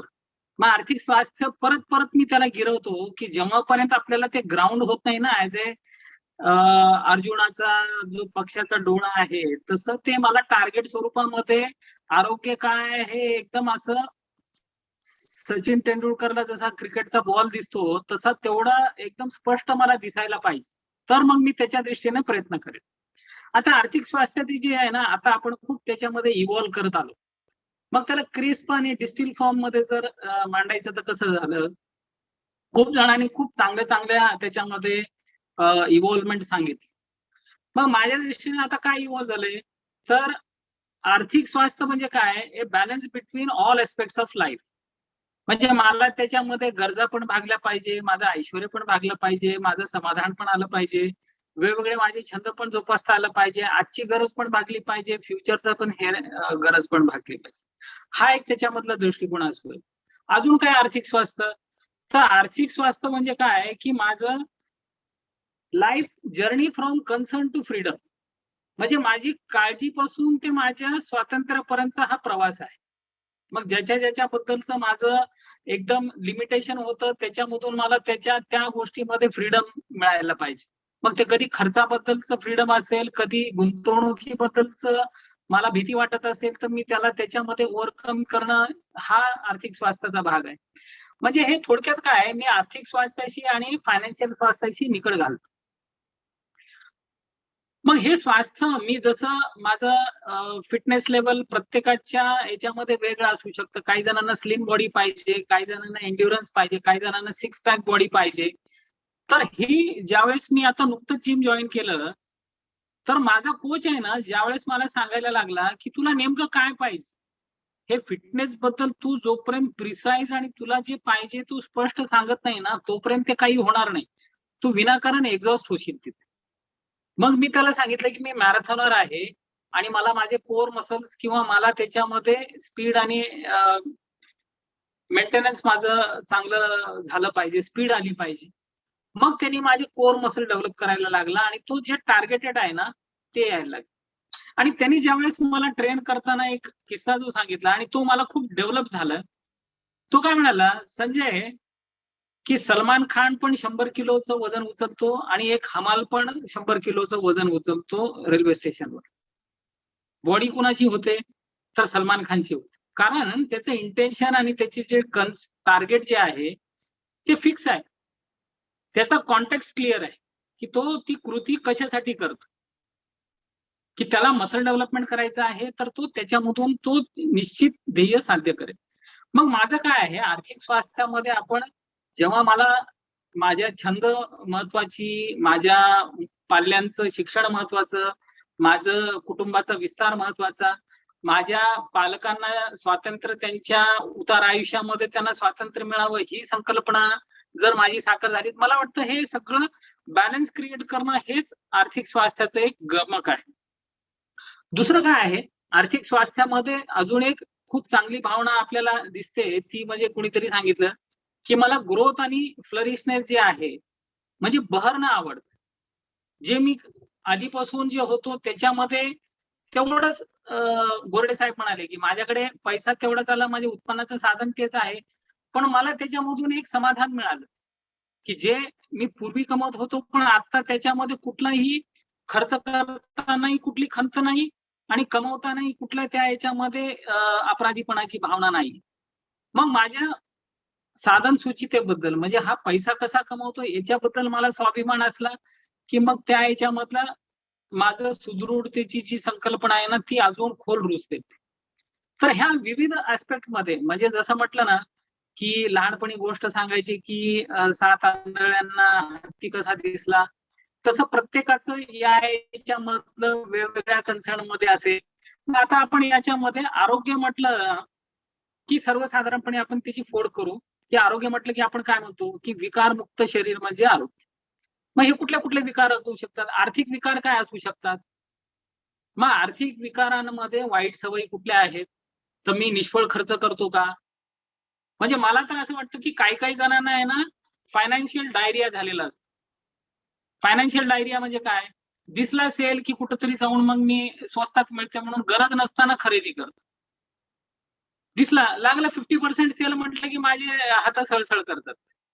तर या विकारावर मला पण हा विकार होता, नाही असं नाहीये, पण नंतर मी त्याच्यावर हे केलं की सगळे ज्यावेळेस वॉर्डरोब फुल झाले तर मग ठेवायलाच जागा नाही, मग नंतर ठरवतो की आता घ्यायचंच नाही. मग दुसरा येतो याच्यामधला विकार की मी अनावश्यक खरेदी करतो, तसा अनावश्यक माझ्या इतर एक्सपेन्सेस वाढवतो का, किंवा मला काही व्यसनं आहेत का, आर्थिक व्यसनं ज्याला म्हणजे लॉटरी लावणं, जुगार लावणं किंवा पत्ते खेळणं, अशी काही मला त्या याच्यामध्ये अनवॉन्टेड विकार आहेत का किंवा व्यसनं आहेत का. तर ही झाली त्या याच्यामध्ये, आपण आगामी सेशन मध्ये याच्यावर बघणार आहोत. दुसरं आहे मग सुदृढता. या सुदृढतेच्या भागामध्ये खूप सारे जोपासणूक करता येतील. मग त्याच्यामध्ये जसं आपण हेल्थ रिलेटेड इश्यूज मध्ये म्हणतो की मसल बिल्डिंग आहे, एन्ड्युरन्स लेवल आहे, त्याच्यानंतर फ्लेक्झिबिलिटी आहे, त्यानंतर माझं लॉंग लास्टिंग आहे का, लॉंगिटिव्हिटी ऑफ लाईफ आहे का, माझी आहार पद्धती चांगली आहे का, माझी मानसिक आरोग्य चांगले आहे. तसंच फायनान्शियल आरोग्यामध्ये खरं तर माझा फायनान्शियल कन्सल्टंट आहे का, मी कोणाला कन्सल्ट करतो का, माझ्याकडे आल्याच्या नंतर सुद्धा मी कोणाला तरी न संकोचता माझ्याकडे असा रिसोर्स पाहिजे की मी त्याच्याकडे व्यक्त होऊ शकेल. आणि विपुलता आल्याच्या नंतर सुद्धा माझ्यामध्ये ती दातृत्व आणि विपुलता असली पाहिजे की मी त्या कुठल्या तरी सोशल कन्सर्नसाठी किंवा माझ्या कुटुंबातील व्यक्ती, माझ्या मित्रांसाठी, माझ्या समाजासाठी, माझ्या गावासाठी मी स्टँड घेऊ शकेन.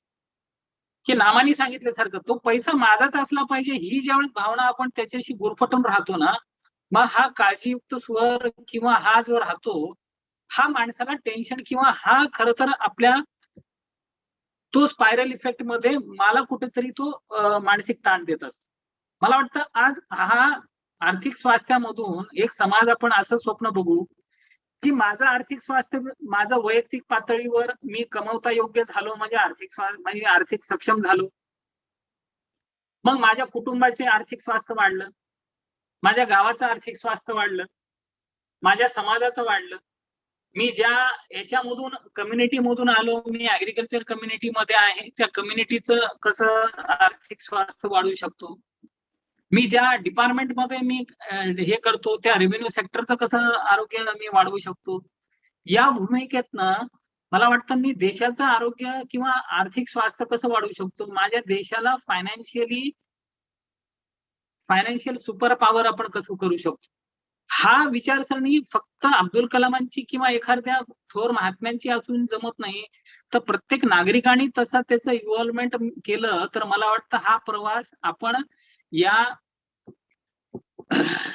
मनमुक्त फाउंडेशनच्या याच्याने आपला जो आता अमृत महोत्सवी कार्यक्रम चालू आहे, तर मला वाटतं सर्वांनी एक स्वप्न बघायला पाहिजे की 100वा आपला जो स्वातंत्र्य दिन होईल ना, त्यावेळेस भारत हा आर्थिकदृष्ट्या सुपर पॉवर झालाच पाहिजे.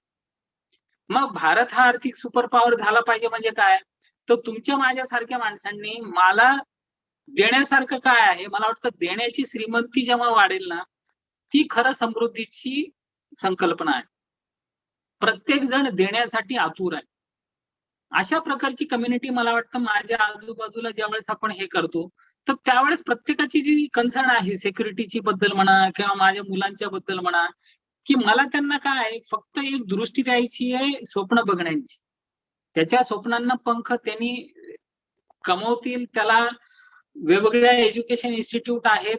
नाहीतर आज काय झालंय की आपण स्टिरिओटायपिक याच्यामध्ये त्याला इतकं स्पून फिडिंग केलेलं आहे की करिअर म्हणजे काय, तर कुठल्या तरी गुगल, मायक्रोसॉफ्ट किंवा आज जर बघितलं तर इंजिनिअरिंगची फॅक्टरी निर्माण झाली. मी उद्योग खात्यामध्ये ज्यावेळेस डेप्टी सेक्रेटरी होतो, तर आपल्याकडे इंजिनिअरिंग ग्रॅज्युएट्स एवढ्या प्रमाणामध्ये आज उत्पन्न होत आहेत की उद्योग क्षेत्रामध्ये मी मेगा प्रोजेक्ट्सला याच्यामध्ये ज्यावेळेस हे करायचो, रोजगाराच्या संधीमुळे आपण वेगवेगळे प्रोत्साहन या उद्योगांना द्यायचो.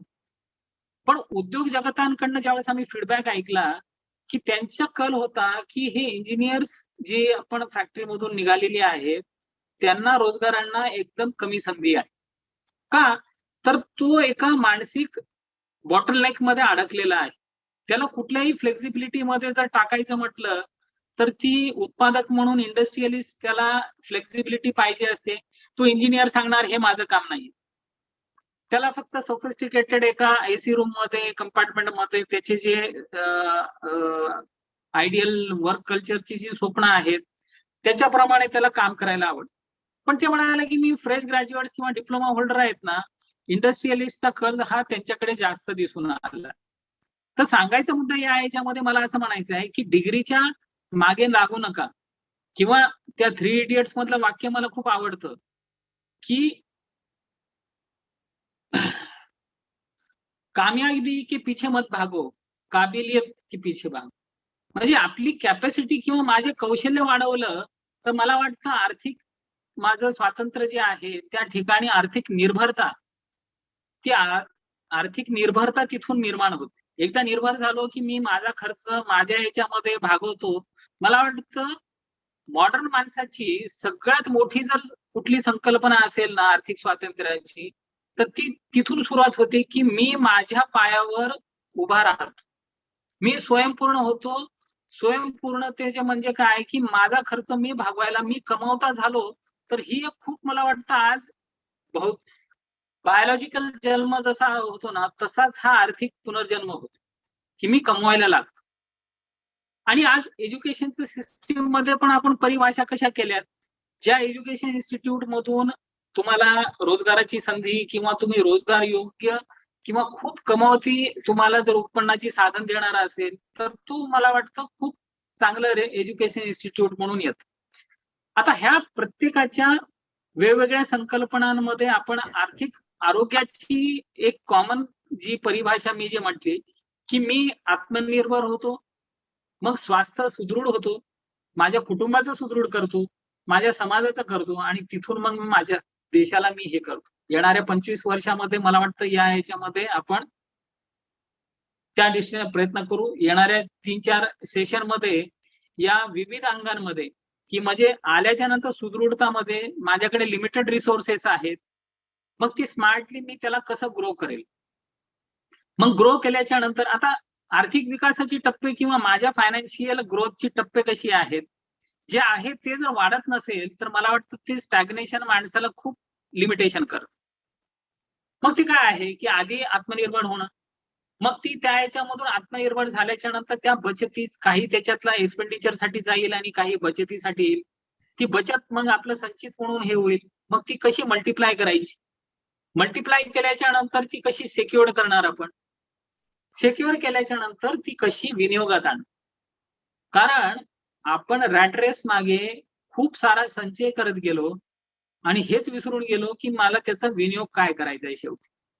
मग हे विनियोग करेपर्यंत एक एवढ्या रॅट रेस मध्ये मी धावलो की हे सगळं जे संचित मनी आहे ना, मी कुठल्या तरी डॉक्टरच्या, कार्डिओलॉजिस्ट, सर्जनच्या फी साठी मी जमा करून ठेवतोय का, हा कुठेतरी मला भास होतो.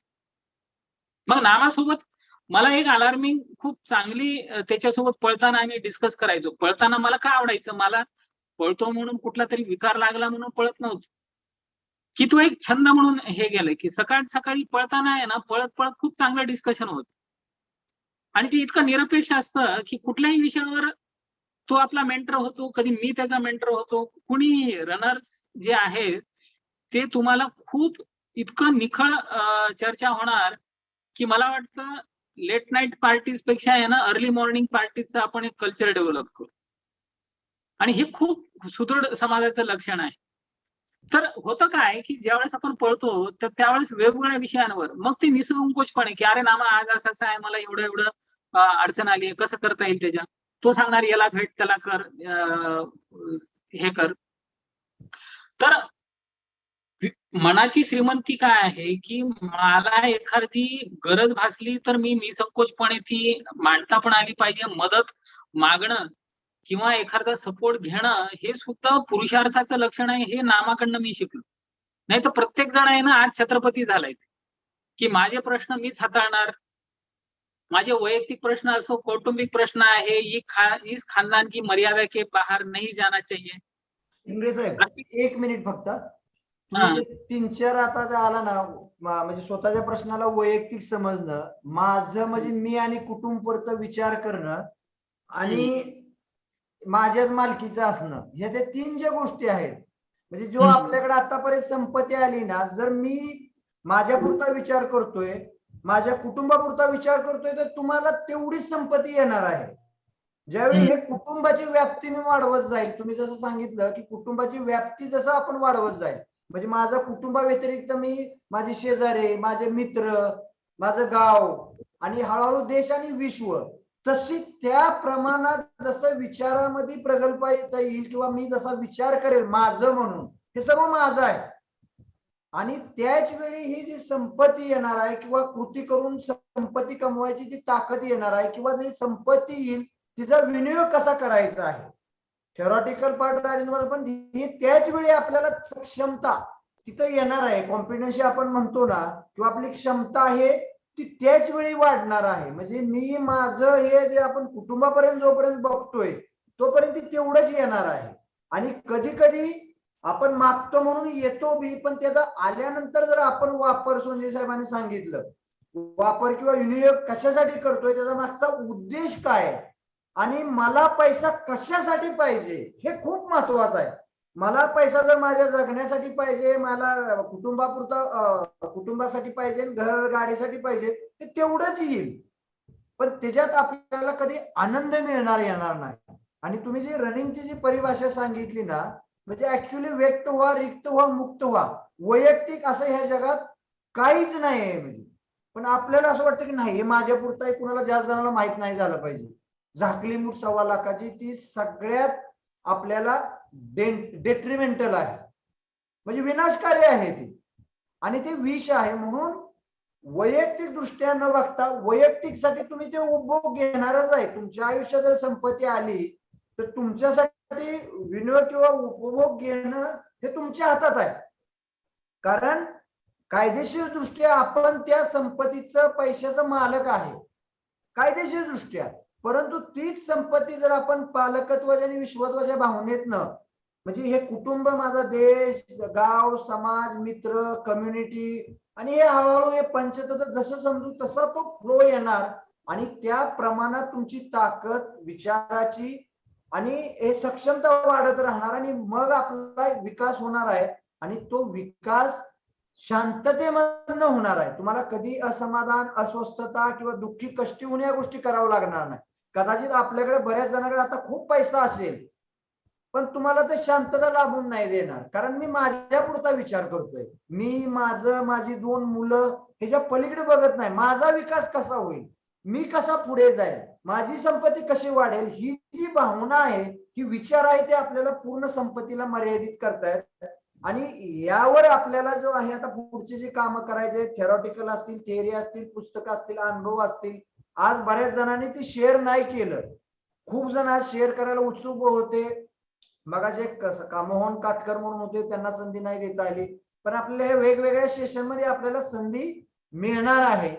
परंतु आपण प्रत्येकाने यावर विचार करायचा आहे. आपल्या आयुष्यामधनं आपल्याला शेअर करून पुढे जायचं आहे. म्हणजे इंगळे साहेब आता खूप वेळ बोलले, मला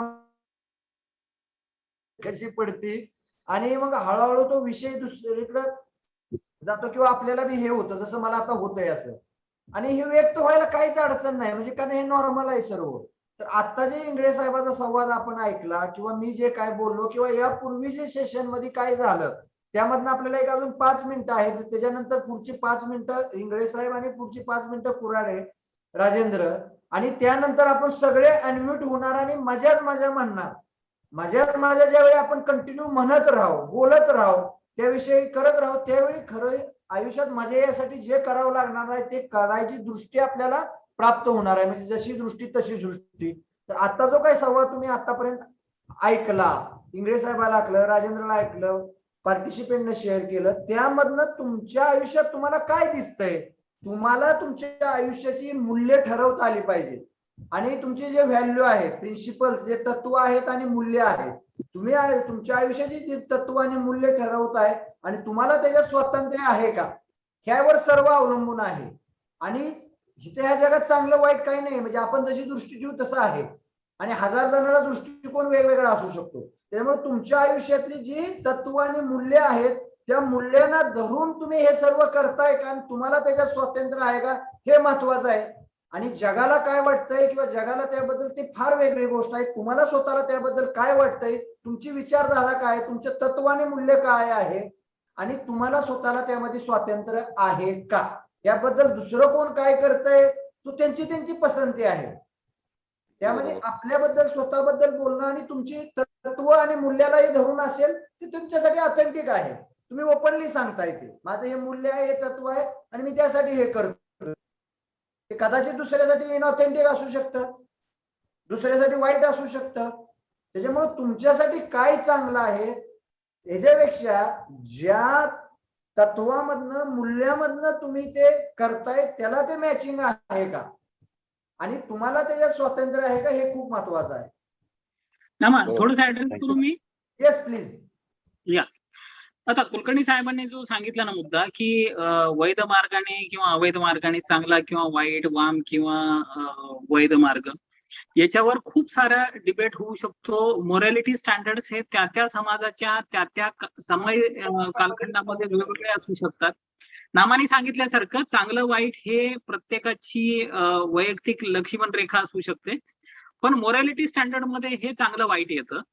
इंटिग्रिटी स्टँडर्ड मध्ये मी जे ठरवतो, माझ्या कुटुंबाने जे ठरवलेलं आहे तसं मी कृतीमध्ये आणतो का, तर हे खरं तर सगळ्यात महत्वाचं.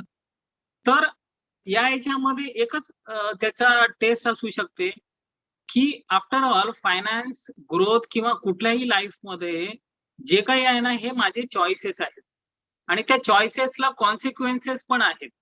त्या कॉन्सिक्वेन्सेसची रिस्पॉन्सिबिलिटी मला घेता आली पाहिजे.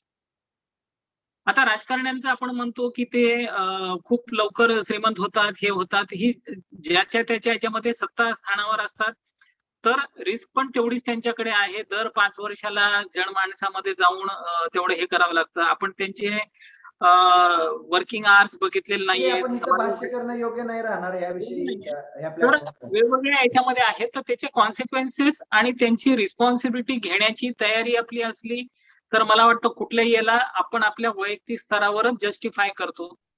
काही याच्यामध्ये बरेच जणांना कर्ज घेणं वाईट वाटतं.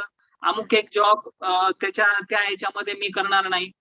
तर प्रत्येक आपण आपल्या स्वास्थ्यामध्ये या याच्यामधून विचारसरणी अशी मांडतोय की काही ठराविक याच्यामध्ये माझ्या चॉईसेस आहे ना लिमिटेड झाल्या. म्हणजे गुंतवणुकीचे सुद्धा आपण पोस्टातलं याच्यातलं मी शेअर मार्केट बद्दल किती अवेअर आहे, मी क्रिप्टो करन्सी बद्दल आता येणारं जे नवीन दालन आहे त्याच्याबद्दल मला काय माहिती आहे, किंवा अशी वेगवेगळी जी नवीन दालनं आहेत ती मी उत्सुकतेपोटी बघतो का भीतीने ती दारं कवाडं बंद करून टाकतो. तर याच्यामध्ये मला वाटतं आपण ट्रान्सफॉर्मेशन घडणं आपली ती निरंतर प्रवास असू शकतो. दुसरं या याच्यामध्ये की पूर्वी एखादं कर्ज काढणं किंवा लोन घेणं ही सुद्धा माझ्यासाठी जी आहे ना, मी त्या ठराविक कौटुंबिक याच्यामधून आलो.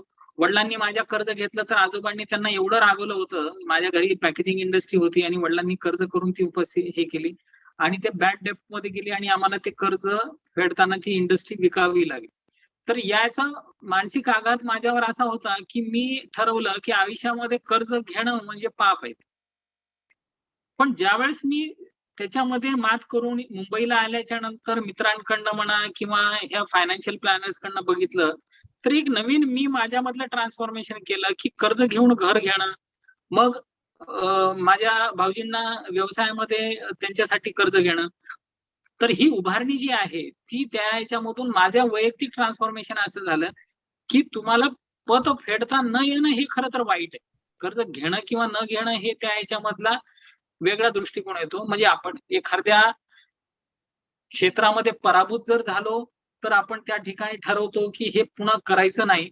पण मला वाटतं करायचं नाही यापेक्षा कसं वेगळ्या पद्धतीनं करायचं आणि त्याच्यावर विजय प्राप्त करायचा या दृष्टिकोनातून जर आपण प्रत्येक आर्थिक निर्णयाच्या बाबतीमध्ये आपले घेतलेले निर्णय पुनरीक्षण करून जर पुढे जात असू तर मला वाटतं खूप चांगलं आपल्या बडी स्ट्रक्चर मध्ये म्हणा किंवा एकमेकांचं एक सोशल नेटवर्क तयार होईल आपलं की ज्याच्यामध्ये मला त्या सब्जेक्ट मॅटर स्पेशलिस्टला आर्थिक बाबींच्या संदर्भामध्ये मला सल्ला घेण्यासाठी एक निसंकोच आणि सुदृढ वातावरण मी तयार करू शकेन. आता पुढच्या सेशनच्या पूर्वी मला वाटतं प्रत्येकाने एक हे करावं की आर्थिक बाब म्हटल्याच्या नंतर पैसा म्हटलं की माझ्या याच्यामध्ये काय येत तो मला कसा प्रतीत होतो. माझ्या बाबतीमध्ये जर बघाल ना तर माझा हा प्रवास हा सुरुवातीला माझी आई सांगायची की बाबा पैशाचं सोंग आणता येत नाही, पैसा हा उभारावाच लागतो. ती अपरिहार्यतेमध्ये म्हणजे मला असं वाटायचं की अनइव्हिटेबल भाग काय जर असेल ना जगामध्ये तर पैसा आहे. मला पैसा म्हणजे इररिप्लेसेबल गोष्ट म्हणून मला प्रतीत होत. पण पैसा आला ना की त्याच्यामध्ये परत पैसा गरजेचा आहे एकीकडे या पॅराडॉक्स मध्ये मी जगायचो आणि दुसरा पॅराडॉक्स माझ्यासाठी असा होता की जास्त पैसा कमवणं पण वाईट आहे.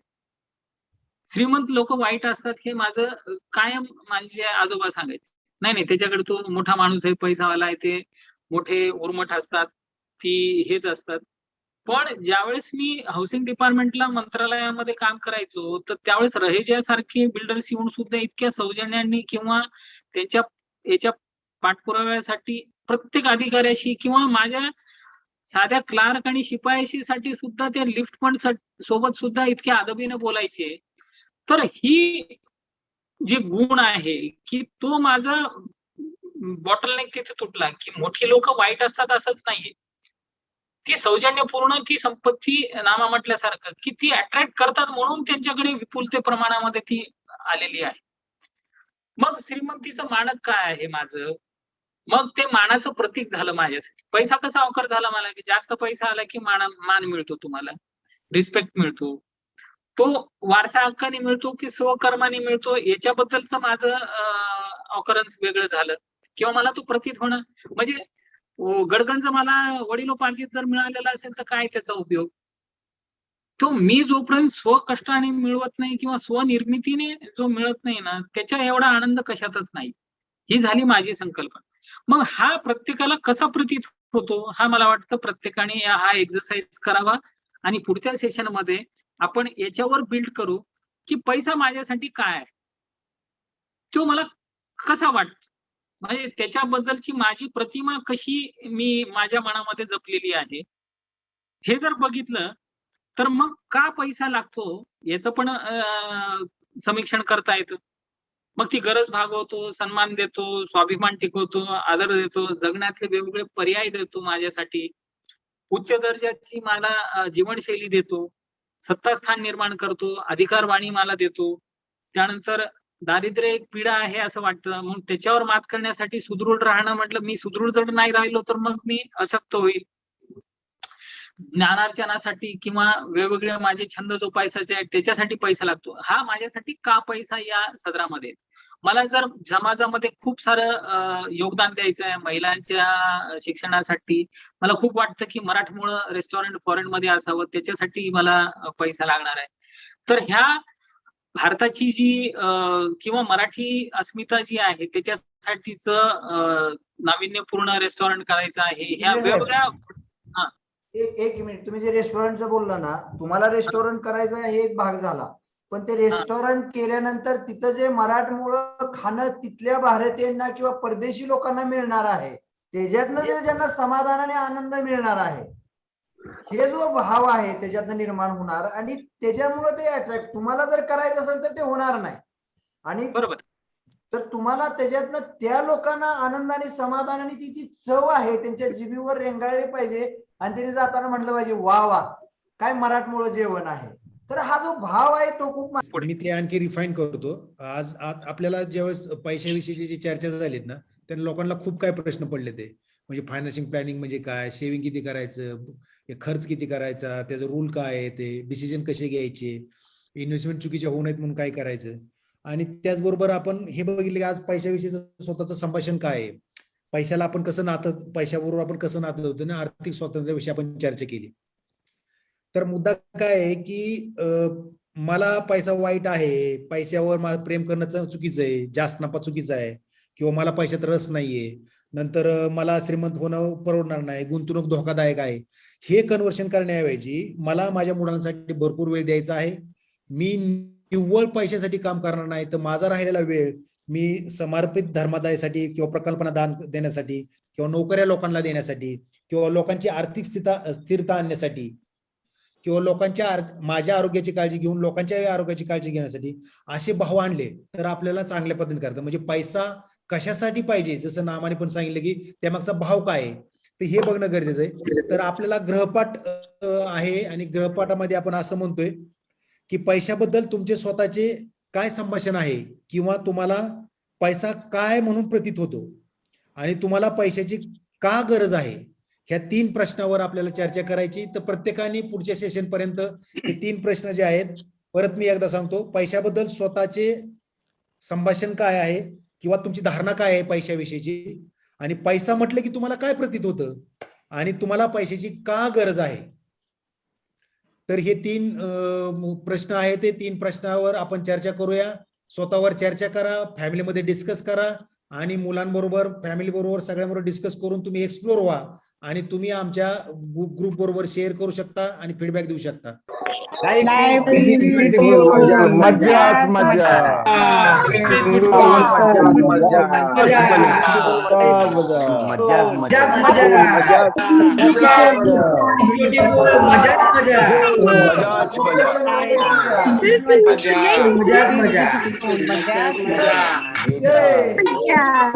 मजा